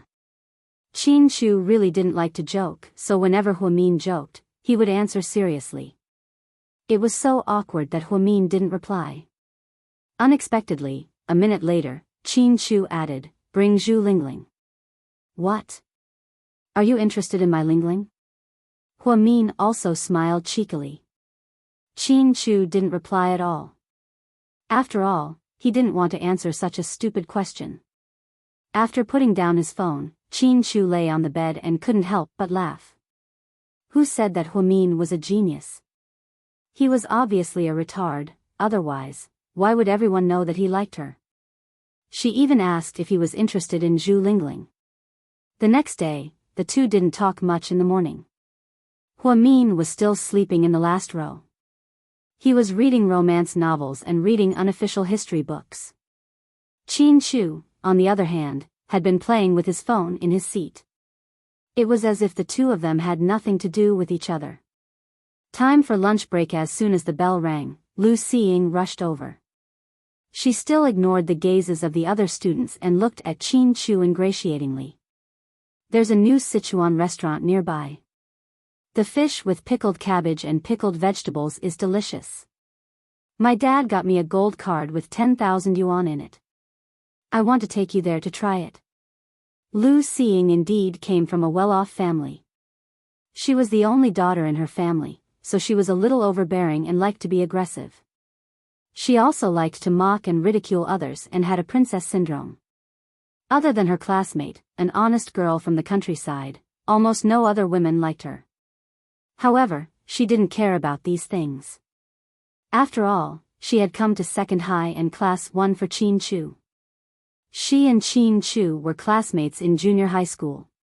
During those 3 years, she secretly swore to herself. In the future, no matter what, she would pursue Qin Chu and marry him. It didn't matter if others said that she was shameless or that he was shameless. She didn't care. After all, happiness was between the two of them. Qin Chu didn't even look up. He lowered his head and continued to play his game. Then, he flatly rejected, I don't like pickled cabbage and pickled vegetables. Then what do you like to eat? Lu Xiying didn't seem to give up. Qin Chu ignored him. He stood up and looked at Huamin behind him. Let's go to the cafeteria. Huamin was still a little embarrassed. After all, she didn't want to be the scapegoat. She saw Lu Xiying's murderous gaze.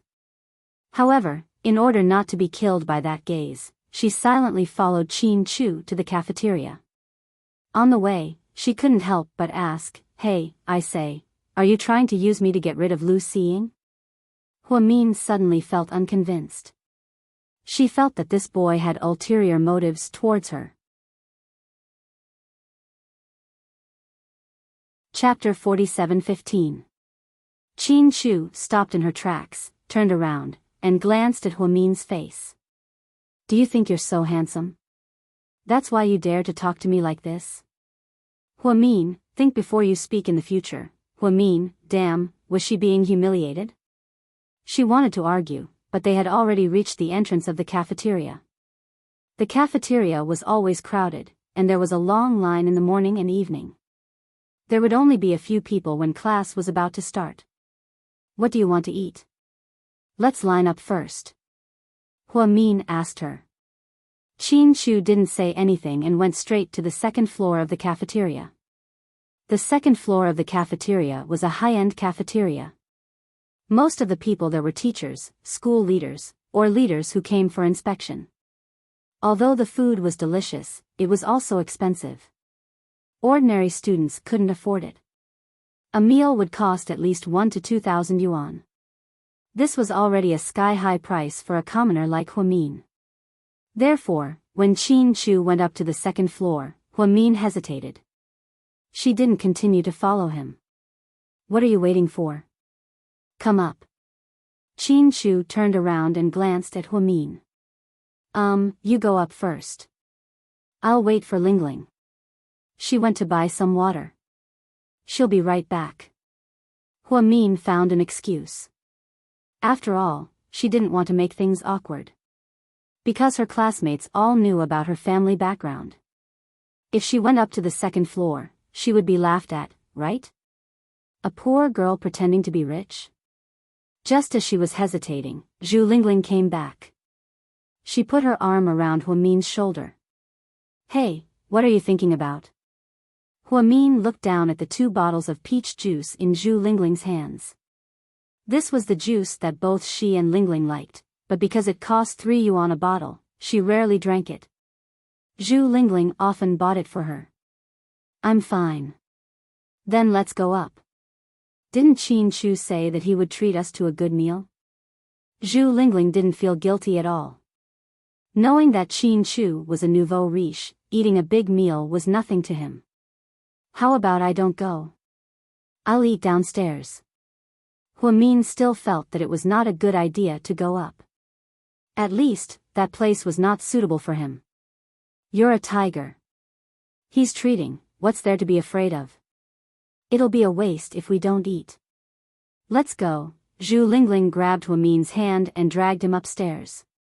Hua Min did not dare to struggle as he was afraid of attracting the attention of the surrounding students. But when she went upstairs and found Qin Shu, she realized that Gao Ran was also there. Zhu Lingling didn't seem surprised. Perhaps this was within her expectations. However, Hua Min was a bit hesitant because she saw that Zhu Lingling only bought 3 bottles of drinks. She originally thought that it would be her, Qin Shu, and Lingling. Now that she bought 1 bottle less, how was she going to split it? Hua Min's first reaction was to drink 1 bottle with Lingling. After all, they were best friends, so she would pour it into a cup and share it. However, Zhu Lingling handed 1 bottle to Qin Shu and placed the other 2 in front of Hua Min and herself. Where's my drink? Gao Ran looked and saw that the other 3 all had drinks, but he didn't. Zhu Lingling replied unhappily, I didn't know you were coming, so I didn't prepare anything. Fuck, you woman, you did it on purpose. Gao Ran knew that Zhu Lingling was definitely holding a grudge. Hua Min also felt bad that Gao Ran didn't have any drinks, so he said, why don't you drink this one, and Lingling and I will drink 1 bottle. Okay, Hua Min is the best. Gao Ran smiled cheekily as he went to take Hua Min's drink, but Qin Shu slapped his hand away. You drink mine. Qin Shu handed his to Gao Ran. Fuck, you're so generous. No way. Did the sun rise from the west? Gao Ran was ecstatic. Qin Shu ignored him and said to Hua Min calmly, let's drink 1 bottle. Hua Min froze. What was going on? Chapter 47:16. Before Hua Min could say anything, Qin Shu's words left Hua Min speechless. Zhu Lingling almost choked to death. Ahem. Are you two like this now? Are you going public? You're so arrogant, my classmate. Hua Min blushed at Zhu Lingling's random question. However, he still denied it. Don't overthink it, it's not like that. It's like that, Qin Shu interrupted. Qin Shu, are you trying to cause trouble? Hua Min stared at him with his round eyes. Didn't I tell you when I got first place last time? From that day onwards, you're my girlfriend. Whoa, you two are together now? Gao Ran turned away from the peach juice with a sinister smile on his face. Do you believe that I'll smash your mouth? Qin Chu glanced at him faintly. I'm joking, ha ha ha, congratulations. I wish you too, a long and happy marriage, and a child soon. Gao Ran continued to watch the show. Zhu Lingling couldn't stop laughing. Yes, yes, yes, congratulations, you two straight-A students together. What will your child be like in the future? Will you give birth to a super straight-A student? You two are overthinking it, I'm only 15. Hua Min was sweating profusely. Back then, love was still very simple, and there were almost no high school students who got pregnant early. Many boys and girls felt that holding hands might be a sign of being too open. Not to mention the fact that they would roll around in bed. Therefore, when Zhu Lingling and Gao Ran said that they would have a child soon, Hua Min was so embarrassed that he wanted to find a hole to hide in. That's enough, you two, say one more word and you'll have to pay the bill later. Qin Chu was still as calm as ever. No, no, no, Mr. Rich, we still want to ride your coattails. Gao Ran smiled cheekily. You two are really a good match. 4 words, colluding together. Qin Chu looked at Gao Ran and then at Zhu Lingling. To his surprise, before Gao Ran could say anything, Zhu Lingling got angry first. Qin Chu, you're the one who's enough. What's wrong with your eyes? How can you force me to be a couple with this pig? I'm so pretty, gentle and cute. Why would I like a gossipy man? Humph, she's not bad looking, but do you have a gentle and pleasant person? Do you have any shame? Zhu Lingling. I've never seen a girl as shameless as you. Fuck, give me back my peach juice, give me back my peach juice, why should I give it to you? Qin Chu gave me the drink. I gave it to Qin Chu. Zhu Lingling wouldn't let it go. I don't care who gave it to Qin Chu. All I know is that Qin Chu gave it to me. Why should I give it to you? Hua Min was troubled by their bickering. Big brother, big sister. Are you guys done? I'm so hungry, I want to eat. Let's order. Qin Chu pushed the menu in front of Hua Min. Hua Min silently picked up the menu and looked at the first page. He was so scared that he almost peed his pants. A serving of sweet and sour pork ribs cost 128 yuan, a serving of spiced beef cost 158 yuan, and a cup of plain milk tea cost 38 yuan. Even the most common bowl of plain noodles, which was actually just plain noodles, cost 48 yuan. Hua Min felt that this place was too much of a scam. Students really couldn't afford it. However, it was only limited to commoners like her. Many of the rich second-generation children of the government officials could still afford it. The food here is so expensive. Why don't we eat downstairs? The soft fried pork fillet downstairs is so delicious, and it's only 18 yuan, Hua Min suggested. No. Isn't there a rich person treating us today? Let's eat. Let's find the feeling of eating rich. Then, Zhu Lingling snatched the menu and began to order crazily. Chapter 47:17. 1 Dompa pig knuckle, 1 steamed pork, 1 cola chicken wing, and 1 crispy fish. Damn. You don't even eat vegetables. All 4 dishes are meat, Gao Ran sighed. You're not the one paying. It's better for you to talk less, Zhu Lingling retorted. Gao Ran didn't know what to say. Qin Chu glanced at Hua Min indifferently. Continue ordering. No, Lingling already ordered 4 dishes. They're already mine. You guys can order, but don't order too much. It'll be a waste if we can't finish it. Hurry up, don't waste time. 4 dishes per person, Qin Chu ordered. Hey, what's wrong with our rich guy today? It seems like he's super nice to his girlfriend. You're so generous. I've known you for 7 or 8 years, but I've never seen you so generous.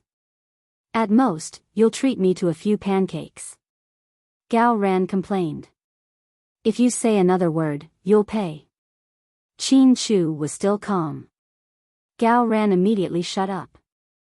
Seeing that Qin Chu didn't seem to be joking, Huamin had no choice but to pick up the menu and look at it. Thinking that Lingling had ordered so much meat just now, he decided to order a vegetarian dish. Therefore, as he looked at the menu, he said, celery shrimp, green pepper eggs, stir-fried mushrooms, and stir-fried string beans. Then, Gao Ran took the menu and muttered, fruitwood roast duck, steamed scallops with garlic and vermicelli, glutinous rice meatballs, and my favorite coleslaw pig ears. You're still shamelessly talking about me. You're not a vegetarian either. It's still 4 meat dishes. Shameless. Zhu Lingling seized the opportunity to mock him. I'm a man, I'm not afraid of being fat. You're a girl, aren't you afraid of becoming a pig? If I become a pig, I'll marry you, and give birth to a litter of pigs for you. You're indeed vicious. Gao Ran looked at Zhu Lingling. The two people next to him began to argue with each other again. Qin Chu acted as if he didn't hear anything. She quietly picked up the menu and looked at it for a while. Then, she said, I want dry-fried river prawns, braised wood ear with scallions, lemon melon sticks, and steamed chicken with saliva. And also a West Lake beef soup. Huamin listened quietly. He felt that Qin Chu's order was quite good. The combination of meat and vegetables was quite unique. After the waiter took away the menu, the 4 of them sat facing each other and suddenly quieted down. Actually, they weren't that familiar with each other in the first place. If they started chatting awkwardly, it would be really awkward. Huamin, did you know? You're the first girl Chu likes, his first love. Haha. Gao Ran was a busybody. Oh, really? Zhu Lingling giggled. We're not like that. Huamin still wanted to explain. Okay. Don't worry, we're all friends. We won't expose you two. But you two have to be more restrained in class. Don't get too close and flirt with each other. After all, the school is very strict. I heard that if you're caught in puppy love, you'll be punished. If it's too bad, you'll be expelled. It doesn't matter. With our grades, many schools will fight to get us even if we leave second high. You can ask the principal if he dares to expel us. Qin Chu rarely boasted, and this time was no exception.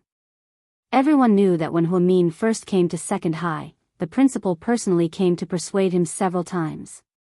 In the end, the principal offered very good conditions. How could he bear to give up on such a talent? So now that we have something on you, you too can do whatever you want. This is the first time I feel that good grades can be so awesome. You're practically standing shoulder to shoulder with the sun. Gao Ran laughed mischievously. So now, only straight-A students have the right to be in a relationship, and straight-A students can't? Zhu Lingling understood what Qin Chu meant and immediately had a bitter expression. Chapter 47:18. Huamin laughed. Hey, Zhu Lingling, you're going overboard. I'm telling the truth. That's the situation now. You're a bad student, but that doesn't stop you from dating, Zhu Lingling. She really dated that coward Xing Yan? Upon hearing Huamin's words, Gao Ran felt quite upset. He felt like a flower stuck in cow dung. He really didn't understand why Zhu Lingling, who was so domineering, would fall for that coward. He didn't have any sense of responsibility at all. Don't fucking spread rumors, okay? Zhu Lingling glared at Gao Ran. Then, she looked for Huamin to settle the score. My Mian, you traitor. You used to be inseparable from me and we were together every day. Now that you have a boyfriend, you turn against me. I'm telling the truth. Huamin continued to smile gently. What truth? Come on, tell me, who's my boyfriend? Isn't your boyfriend from class 8? My class. Damn, who is it? Zhu Lingling, you're so good. You even reached out to Class 8. Upon hearing that he was from Class 8, Gao Ran couldn't sit still anymore. However, upon hearing that he was from Class 8, he knew that it wasn't the basketball team captain. Far away on the horizon, right in front of us, Qin Chu said. Huamin and Qin Chu looked at each other and smiled. The two of them really had a tacit understanding. Damn. You're not talking about me, right? Gao Ran finally realized. The meaning of far away on the horizon, right in front of us, was very obvious. There were a total of 4 people, and 3 of them were from Class 1. Only Gao Ran was from Class 8. After Gao Ran finished speaking, Qin Chu and Huamin still smiled and said nothing. In your dreams. Why would I date an idiot like you? Don't. Even if you want to be with me, I can't accept it. The two of them started bickering with each other again, starting to fight as soon as there was a disagreement. However, Huamin had a strange feeling in his heart. She had a feeling that Lingling would marry Gao Ran in the future. Although Gao Ran was good at talking, he was a kind person. She and Qin Chu could tell that he liked Lingling. As the saying goes, the onlooker sees the game more clearly than the person directly involved. The dishes were served one after another. Huamin looked at the dazzling array of dishes on the table and sighed softly. The 4 of us are eating 16 dishes. It's too extravagant. This is the most extravagant meal I've ever had. Usually, she, her mother, and Jixin would only eat 2 dishes, 1 meat dish and 1 vegetable dish. It was indeed wasteful for 4 people to eat 16 dishes. Zhu Lingling, however, didn't think it was a big deal. After all, Qin Chu's family's wealth was unimaginable. Sure enough, Gao Ran smiled and said, "This is nothing. Chu usually eats 8 dishes when he's alone at home. He takes a few bites of each dish. His stomach is very precious. He's like a domineering CEO." Zhu Lingling was amused.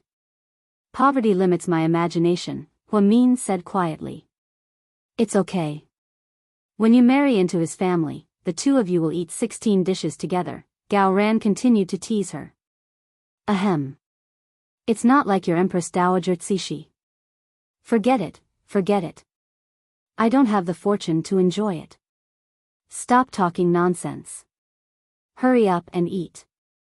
Class is starting soon."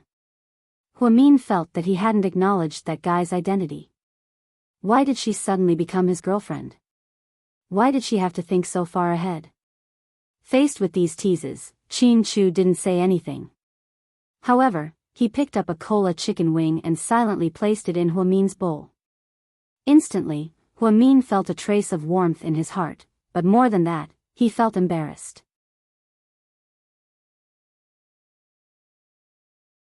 Chapter 47:19.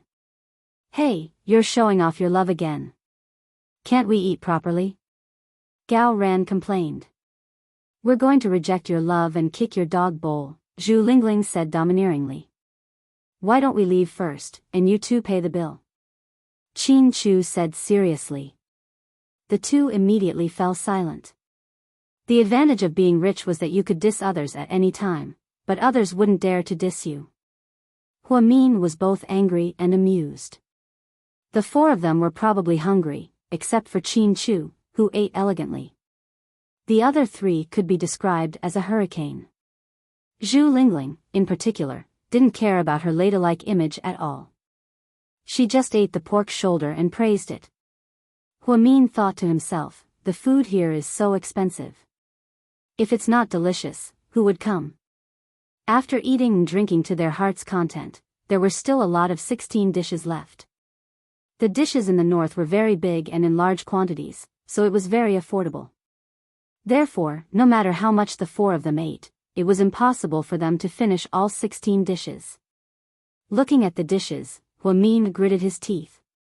Although he knew that he would lose fans if he said it out loud, he still said it. Can I take the rest home? Huamin glanced at Qin Chu. Zhu Lingling and Gao Ran were a little embarrassed. After all, they had been pampered since they were young.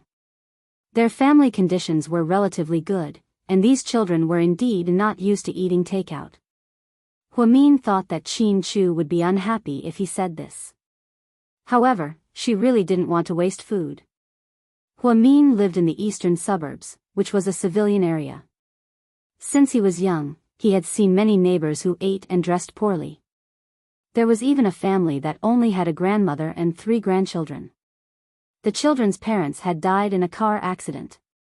Their family relied on government subsidies to survive, and their lives were extremely simple.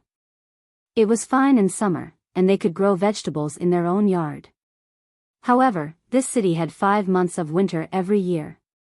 As long as there was a heavy snowfall, fruits, vegetables, and meat would be several times more expensive than usual. Ordinary people simply couldn't afford it. Therefore, Huamin decided to take these dishes home. He would keep a portion for himself and send the rest to the old lady. Unexpectedly, not only was Qin Chu not angry, he actually said, "Of course we have to pack it up. I hate wasting food the most." Huamin was slightly stunned. Then, Qin Chu got up and went to the waiter to get the takeout box. Then, the two of them quickly packed up the leftovers. However, Qin Chu didn't hand it to Huamin. He said, "It's not convenient for you to carry so much. I'll send it to the guard at the gate. You can take it when you leave school." After that, Qin Chu left. Huamin was touched once again because she knew that Qin Chu was afraid that she would bring so many takeout boxes back to class.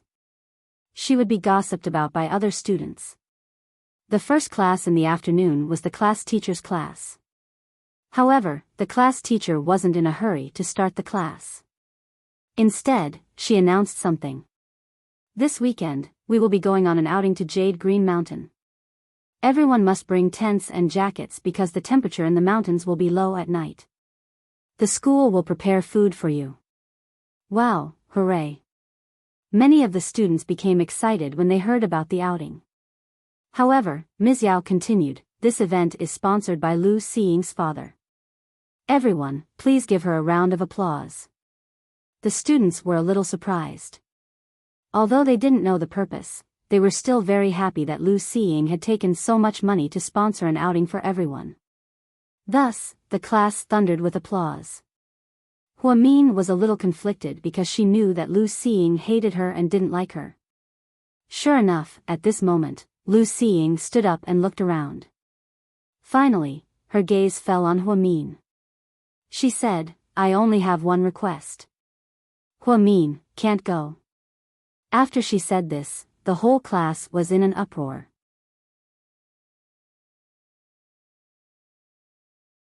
Chapter 47:20. After Lu Xiying said this, everyone was shocked. Although they knew that she usually targeted Huamin, they didn't expect her to be so brazen this time. Many students hated Lu Xiying and felt wronged for Huamin. However, they only thought this in their hearts and didn't dare to say it out loud. After all, Lu Xiying's family was the sponsor this time. "Xiying, your attitude is wrong. You have to treat everyone equally. You can't target anyone," Ms. Yao said. "Ms. Yao, I'm not targeting anyone. I think that Huamin is the top student in our class. She has to study at home on the weekends. Why would she waste 2 days to go on an outing with us? I'm doing this for her own good. Huamin, what do you think?" After speaking, Lu Xiying turned around and gave Huamin a harmless smile. Of course, Huamian was well aware of her own limitations. "Yes, Ms. Yao, I won't be going. I still have to study at home. After all, I got second place in the last monthly exam. I have to work hard." Huamin really said this gently. She wasn't jealous or mocking Lu Xiying, nor did she say anything unpleasant. Although it was a little uncomfortable to be rejected in front of others, Huamin was very good at adjusting her mood. Ms. Yao looked at Huamin for a while and felt a little heartache. However, she also knew the temper of rich girls. This time, it was a private sponsorship. In other words, the other classes couldn't go. Only class 1 had a spot. The school also approved. They felt that the students of Class 1 were under a lot of pressure and wanted to go out and relax. Ms. Yao, I won't be going either. This sentence was said by Qin Chu. He didn't pay attention to what everyone was saying. He had been absent-mindedly playing games on his phone. In fact, Qin Chu was really a weirdo. There were so many games, but he liked the old Tetris. This game was from many years ago and had long disappeared from the market. Perhaps Qin Chu had a nostalgic complex, so he always played this game. It wasn't until Huamin said that she wasn't going that Qin Chu put down the game and went straight to the point. However, as soon as Huamin announced that he wouldn't go, Qin Chu said that he wouldn't go either. Such an obvious action shocked the whole class once again. Even Teacher Yao didn't expect that this kid, who usually cherished his words like gold, would get involved in this situation. Without waiting for Mr. Yao to speak, Lu Xiying lost her composure. Qin Chu, the scenery in Yutsui Mountain is very beautiful. My dad even spent money to hire bodyguards for us, so there won't be any danger. There are springs, streams, and many autumn fruits to pick. It's really very beautiful. Let's go together. I've already prepared your equipment for you. Columbia's assault jacket and a pathfinder's tent. Lu Xiying was also anxious. She didn't care that so many classmates were watching and confessed to Qin Chu. She had prepared so many things for him for no reason at all. It was obvious what was going on. Moreover, the classmates all knew that although Lu Xiying was rich, she was never very generous to her classmates. This trip was probably for Qin Chu. Lu Xiying's father's company was medium-sized and was one of GK's many clients. He strongly supported his daughter's love for Qin Chu.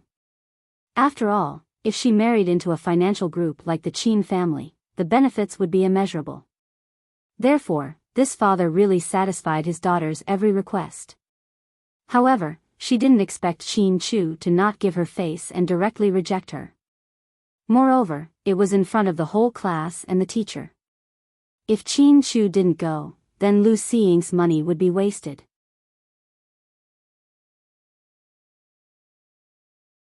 Chapter 47-21. Although I got first place in the last monthly exam, it was really a fluke. In the future, I might be second place forever. So, in order not to embarrass myself, I have to study at home. Qin Chu's explanation wasn't for Lu Xiying, but for Ms. Yao. Then, as long as you've thought it through. Ms. Yao wouldn't force them. It was all up to the kids. Qin Chu. This time, I'm here because. Before Lu Xiying could finish her sentence, Qin Chu interrupted her. Qin Chu continued to play his game with his head lowered. What was scarier than indifference was disregard. Huamin didn't feel good. She knew that Qin Chu didn't go because of her. Seeing that everyone had made up their minds, Ms. Yao didn't mention this matter and continued with the class. After the bell rang for the end of class, Teacher Yao left. Lu Xiying didn't care about her image and ran to Qin Chu again. Qin Chu, excuse me, I'm going to the washroom. Lu Xiying, Qin Chu stood up and looked at Huamin behind him. Do you want to go together? Huamin was dumbfounded. I can't go to the men's washroom, right? Huamin asked a stupid question. The surrounding students burst into laughter. Qin Chu's face darkened. You can go to the women's washroom next door. Oh, that's fine. I'll go then. Huamin stood up and ran out with Qin Chu. Qin Chu was actually afraid that Lu Xiying wouldn't find trouble with him and would make things difficult for Huamin. After all, she was just a teenage girl and didn't know how to fight. Back then, Huamin wasn't so sharp-tongued. After all, no one had any experience with love. He wasn't like Zhu Lingling, who was born with divine help and could talk back to Gao Ran. Wow. What's going on with them? Are they really together? A classmate said. It should be. I saw them eating on the second floor of the cafeteria yesterday. Qin Chu doesn't have high standards. I thought his girlfriend would be a school belle. It's not a loss. Huamin is a top student. Shut up, you guys are so annoying. Do you still want to go for the weekend outing? The more Lu Xing listened, the more annoyed she became. She shouted directly. Everyone was so scared that they fell silent. Then, she returned to her seat, covered her head with her school uniform, leaned over the table, and sobbed softly. It was such a terrible day for her. She felt that everything she had done for her father was going to go down the drain. Qin Chu didn't appreciate it at all. He refused her without giving her any face. She had wanted to sleep in a tent during the outing. When everyone was asleep, she could take the opportunity to get close to Qin Chu. Or, he could pretend to be injured and let Qin Chu carry him on his back. Now, it seemed that all his plans had gone down the drain. She seemed to understand why Qin Chu didn't want to go. Lu Xing really hated herself. She would have let Huamin go. If Huamin went, Qin Chu could go too. In the corridor, Huamin followed behind Qin Chu without saying a word. Go back and tell your auntie that we're going for an outing this weekend. Qin Chu ordered domineeringly. Ah. But I'm not going. Huamin froze. I'll take you. Pfft. Just the two of us? You can ask Zhu Lingling and Gao Ran too, Qin Chu said. Then, before Huamin could say anything, he added, if you don't think it's safe, you can bring more people. Your brother is fine too. No, that's not what I meant. Huamin saw that Qin Chu had misunderstood, so he explained. Then it's settled. Huh? Huamin was speechless. She hadn't agreed yet, so what did he mean by it was settled? This guy was too subjective. Qin Chu, Huamin was thinking of a way to refuse without making him angry. This is the men's washroom. Please behave yourself. After speaking, Qin Chu turned around and went inside. Huamin immediately stopped in his tracks. Looking embarrassed, he quickly ran back to the women's washroom. He was so focused on talking that he forgot about this. It was so awkward. He was so embarrassed that he almost died.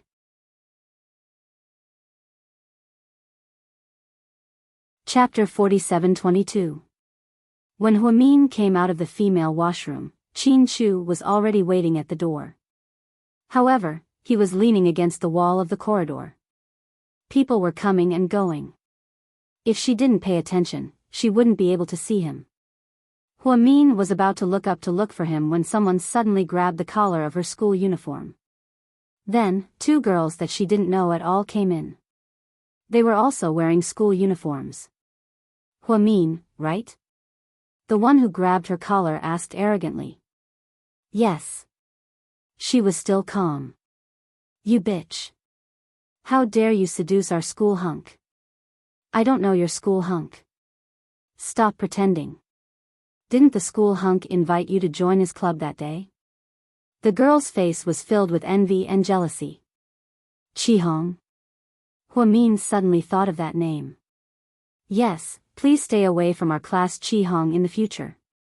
If you want to flirt, do it in your own class. Don't torment our class.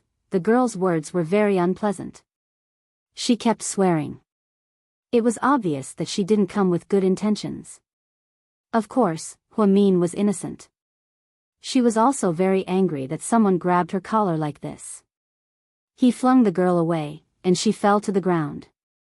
It was obvious how much strength she had used. This person has nothing to do with me. Please investigate clearly before you ask me. Also, this isn't the way to question people. Since you're so rude, then I don't need to be polite to you either. Seeing that Huamin was so fierce, the other girl rushed up. She was about to slap Huamin's face. Huamin was about to reach out to stop her hand. However, she didn't expect a big hand to grab the girl's collar from behind. Then, he threw her over his shoulder, causing the girl to cry out in pain. A boy hitting a girl. How shameless are you? What kind of ability is that? The girl pointed at Qin Chu and scolded. Chin Chu didn't even raise his eyebrows. Fight? You're worrying too much. This is just how I deal with trash. Also, I don't care if you're a man, a woman, or a transvestite, you better stay away from Huamin. Otherwise, I guarantee that not only will you not be able to stay in this school, no one in C City will want you. After saying that, Chin Chu tugged on Huamin's sleeve and walked towards the classroom. After a dozen or so steps, he finally asked, "Are you stupid? Why didn't you fight back?" "I did. Didn't you see that I pushed that person down?" Huamin pursed his lips and smiled. "I didn't see anything. I only know that someone grabbed you by the collar and questioned you for a long time. How could it take half a day? Just a few sentences, okay? Don't be treated like that next time. You have to make the first move," Chin Chu ordered. I don't think that's a good idea.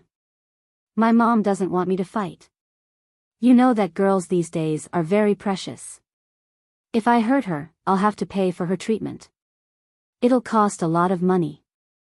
So, this isn't a fight. This is clearly a war of money. Huamin explained patiently, thinking that Chin Chu would understand. However, Chin Chu's face was still dark as he continued, "From now on, you'll be in charge of hitting her. I'll pay for it. Just don't kill her." Huamin was speechless. At this moment, the subtext was, "How can there be a boyfriend like you? So violent, so arrogant. You even instigated your girlfriend to fight. Are you trying to screw your girlfriend over? Did you hear that?" I heard it." Huamin nodded perfunctorily. He didn't want to dwell on this matter with him. How could Chin Chu not see through his thoughts? Therefore, he added, "If you dare to lose or suffer a loss in the future, don't eat lunch. I'll make sure the aunties in the cafeteria don't give you any food."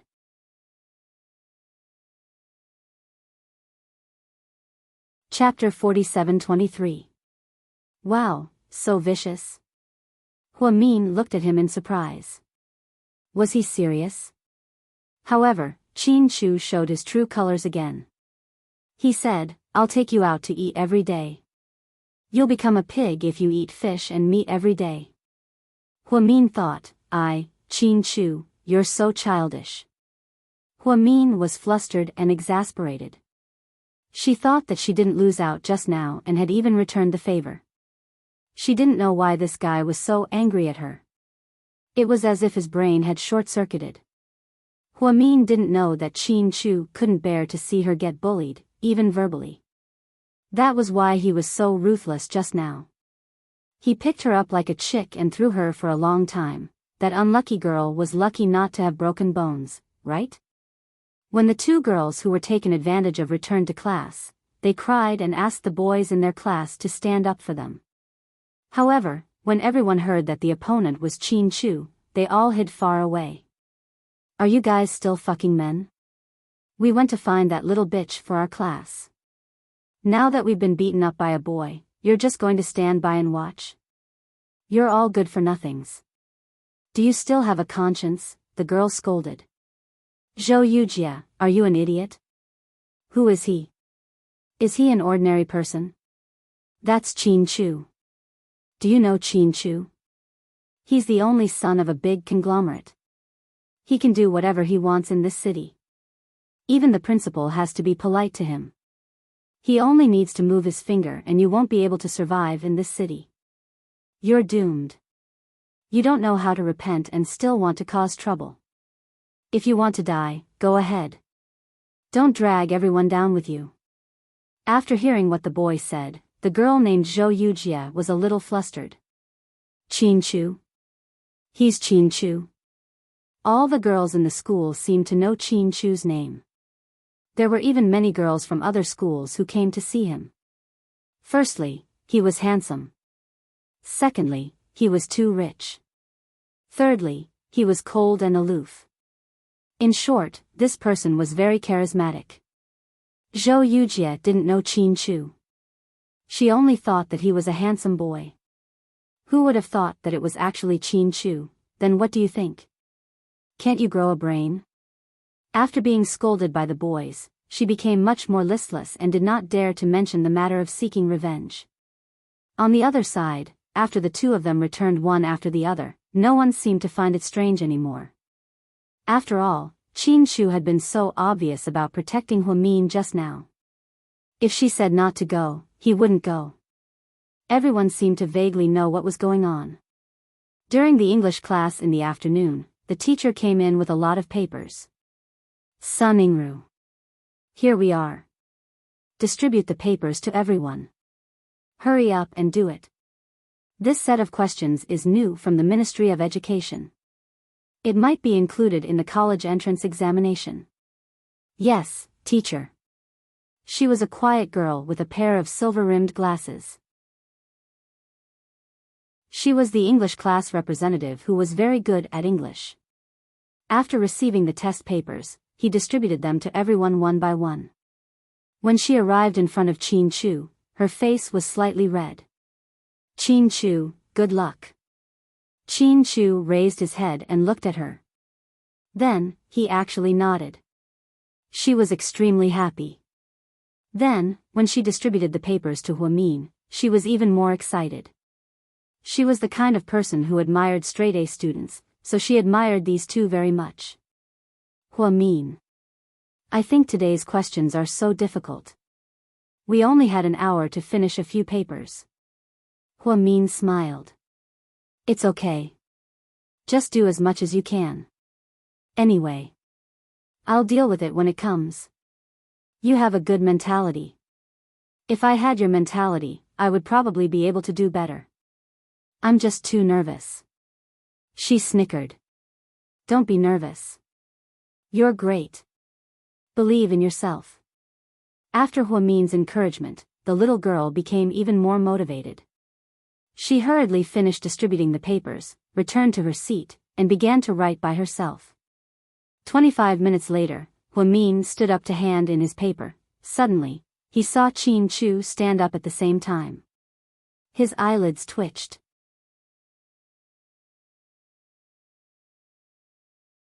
Chapter 47-24. Wow, are you serious? That's crazy. It's only been 25 minutes and he's done. I still have a lot to do. A straight-A student is indeed a straight-A student. Awesome. These two inhumane guys only know how to torture us. Zhu Lingling said. The teacher wasn't surprised to see the two of them stand up. After all, Huamin usually handed in his papers very quickly. Qin Chu was about the same as her. The two of them walked to the podium one after another. Qin Chu didn't move, indicating that he wanted Huamin to hand in his papers first. Actually, no one liked to put their papers on the podium. The teacher would look at them. They were all afraid of embarrassment and wanted to stuff their papers down. Qin Chu didn't want to take advantage of this, so he stood there and waited for Huamin. After Huamin put his papers down, he put his own papers on the podium. Sure enough, the teacher saw Qin Chu's paper and looked at it seriously. Qin Chu didn't wait in the classroom and turned to leave. Huamin didn't want to go out, but he heard Qin Chu say in a low voice, "Let's go out and get some fresh air." Huamin thought about it and agreed. It was indeed tiring to finish the papers. The two of them walked out. I'm so jealous of the straight-A student. I can torture you to death in minutes. She can even squeeze out time to talk about love when she's doing questions. I swear, I'm not good at studying in this life, but I'll make sure my son studies well. Zhu Lingling swore to herself before she lowered her head and continued to write diligently. She would go crazy every time she took an exam. She was clearly a special student. Wasn't this making things difficult for her? She relied on her talent, not her studies. Actually, Zhu Lingling's family had always wanted her to enter the capital city film academy. It was one of the top film and television schools in the country. With her looks, she could become an actress. She couldn't be said to be famous, but she could still earn a lot as a C-list actress. On the other hand, Zhu Lingling was more open-minded. She felt that the entertainment industry was too messy, so it was better to be a simple stewardess. At least the working environment was monotonous, and there were more holidays, so he could fly around the country for fun. For someone like her who loved to travel, this was simply a great thing. When Qin Chu and Huamin walked out, the other classes were also having their exams. There were also some schools with good qualifications who handed in their papers one after another. Qin Chu also seemed to have bumped into his junior high school classmates. Hi. Qin Chu. The girl had short hair that reached her ears and looked very sweet. Even though she was wearing a school uniform, it couldn't hide her beauty. Huamin didn't know this girl. He just turned his head to look at Qin Chu. He just stopped, but didn't show any special expression. What did your class test? English, Qin Chu said. Our class is Chinese. This time, the questions set by the Ministry of Education are crazy. Oh right, do you need me to tell you the key questions? The topic of the essay is, no, it won't be a surprise if I tell you. Thank you, Chenxi. After speaking, Qin Chu and Huamin continued to walk forward. The girl's eyes dimmed slightly. However, it returned to normal in a few seconds.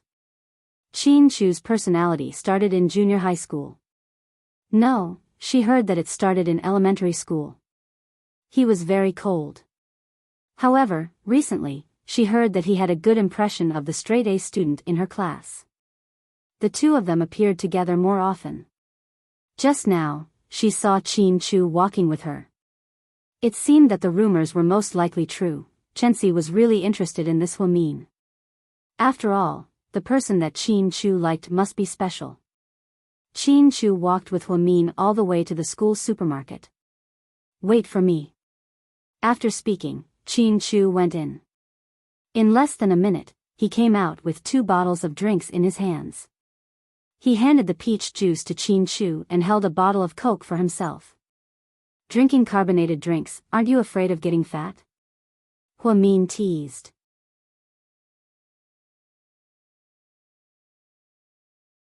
Chapter 47-25.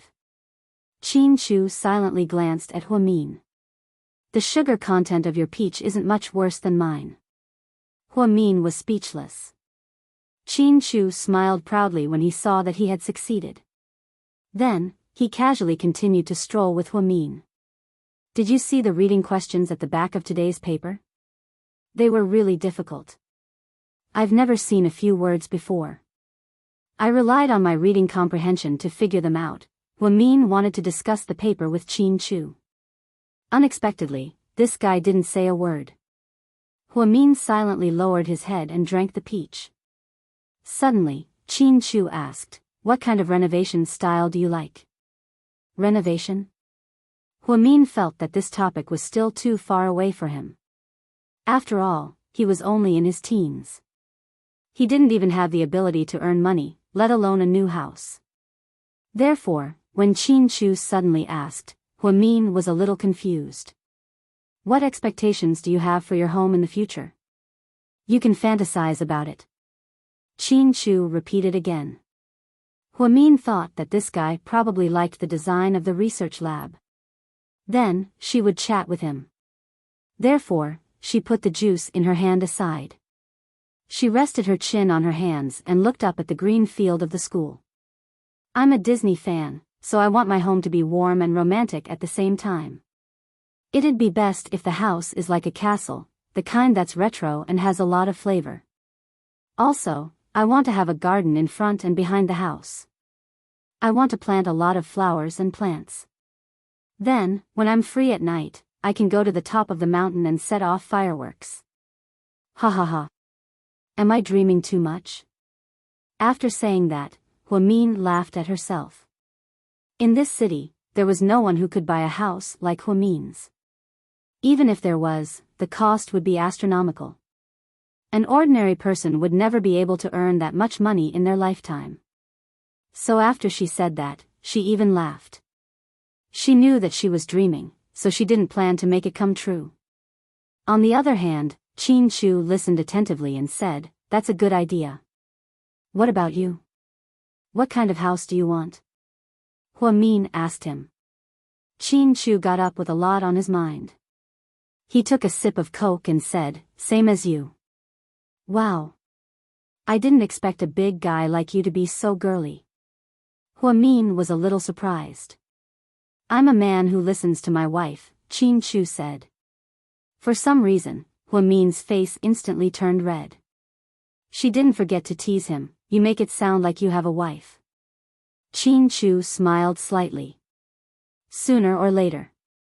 Then when you get married in the future, don't forget to invite me to your wedding."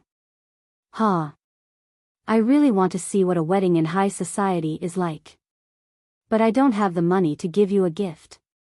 At most, I'll spend 100 or 200 yuan and freeload off of you for a meal that costs tens of thousands." Min was definitely joking. When she was young, she spoke and did things based on her mood. Because she was young, she could be willful and didn't have to be so restrained. She could do whatever she wanted. Therefore, at that time, Min wasn't as calm and reserved in front of Qin Chu. Qin Chu looked at her with a complicated expression. "Don't worry, when I get married, I'll definitely invite you. You have to be there." Actually, Qin Chu was thinking, "If you don't come, who's going to be my bride?" However, he wouldn't say such explicit words to her directly. After Min heard this, although she felt that it was a little strange, there was nothing wrong with it. So she didn't think too much about it. A long, long time later, Min realized that her intelligence was only targeted at others. In front of Qin Chu, she was her true self. Only Qin Chu could remove her heavy shell. "Oh, class is over. Let's go back." Min heard the bell and quickly stood up. "Do you want another bottle of peaches? You seem to like it." Qin Chu looked at her gently.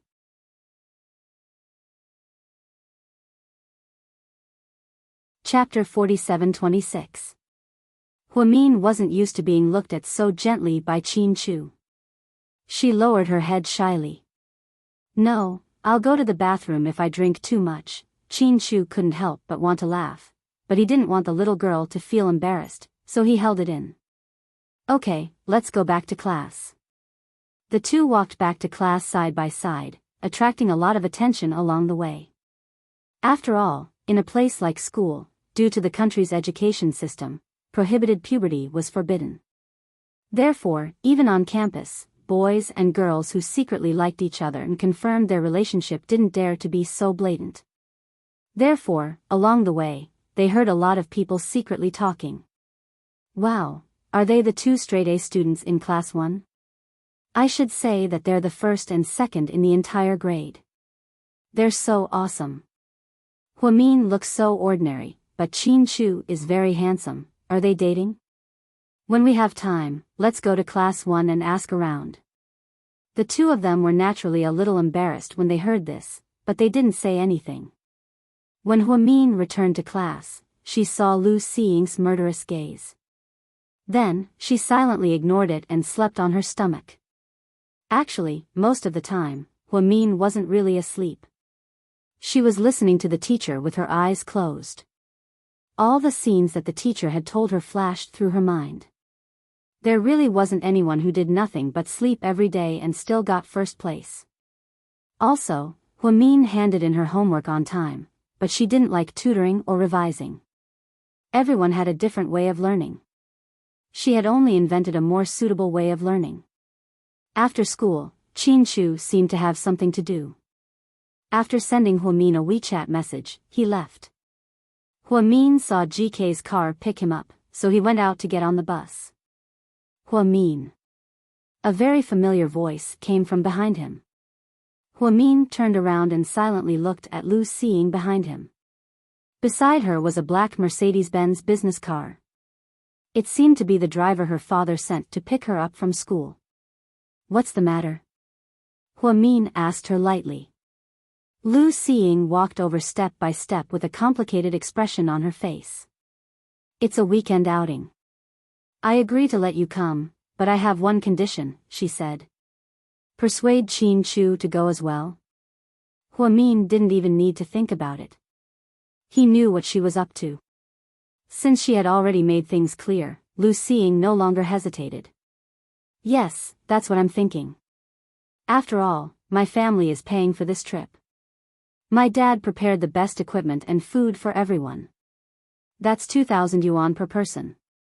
Since you're enjoying the benefits that my family brings, you naturally have to do something. Sorry, I'm not interested. Huamin rejected him without even thinking about it. Even if Lu Xiying's family wanted to take them to Hawaii, Huamin wouldn't go. After all, she was never the kind of person who would take advantage of others. Don't be ungrateful. Lu Xiying was a little angry. You're worrying too much. I just don't like activities like wilderness survival. I prefer to stay at home comfortably. So you're saying that you won't help me? I can't help you. Qin Chu is a loner. If you want him to come, you can talk to him. It's useless to talk to me. After speaking, Huamin smiled slightly and turned to get on a bus that just happened to arrive. After she got on the bus, Lu Xiying was still standing there, gritting her teeth in anger. Seriously, why would Qin Chu like a girl like her? He really has no taste. Lu Xiying hated Huamin. She had hated her since the first semester of her first year of high school. There was no solution to it. After Huamin got on the bus, she didn't forget to look at everyone in the bus vigilantly. She was really afraid that Hua Xiqian would suddenly appear. Fortunately, he didn't. However, when she came home from school, she saw a lot of luxury cars parked in front of her yard. There were as many as 3 of them.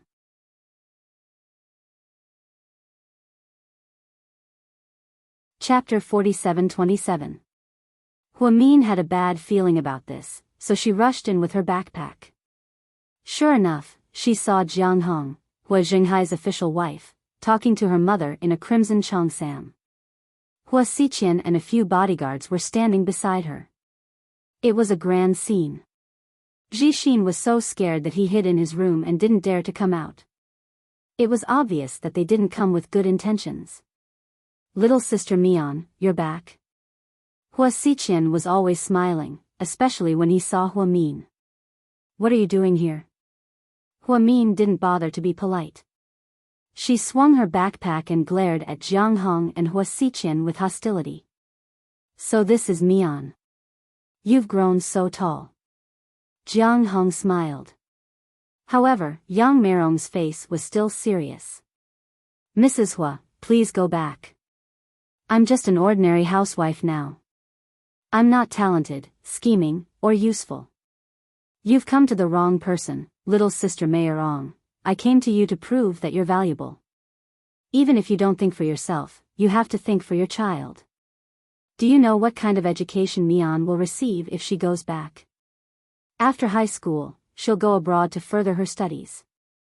With her brain and intelligence, it'll be easy for her to get into a world-class university. However, studying abroad is expensive. I'm not looking down on you, but you really can't afford it. It's at least 1 million yuan for 4 years. After graduation, she can come back to the Hua Corporation to work, or she can stay abroad. I won't interfere, it's her own freedom. She'll have a better future, right? Jiang Hong said to Yang Meirong. He could tell that Yang Meirong wasn't completely unmoved. Mian was indeed a good seedling. If she was nurtured, she wouldn't go wrong. Their family definitely didn't even dare to think about studying abroad. Even if the school waived the fees, they still had to rent a house and eat for the next few years. In other countries, especially in Country M, it was quite a large sum of money. Mrs. Hua, thank you for your kindness, but I'm born poor. I don't want to go abroad. Let me fend for myself. I'll accept whatever my mother teaches me. You, on the other hand, time is precious. Don't waste your time here. Okay, take your men and leave. I need to do my homework. Jiang Hong faintly glanced at Huamin. You may still be too young to understand the importance of material things. That's where you're wrong. It's precisely because I know the importance of material goods that I went to second high.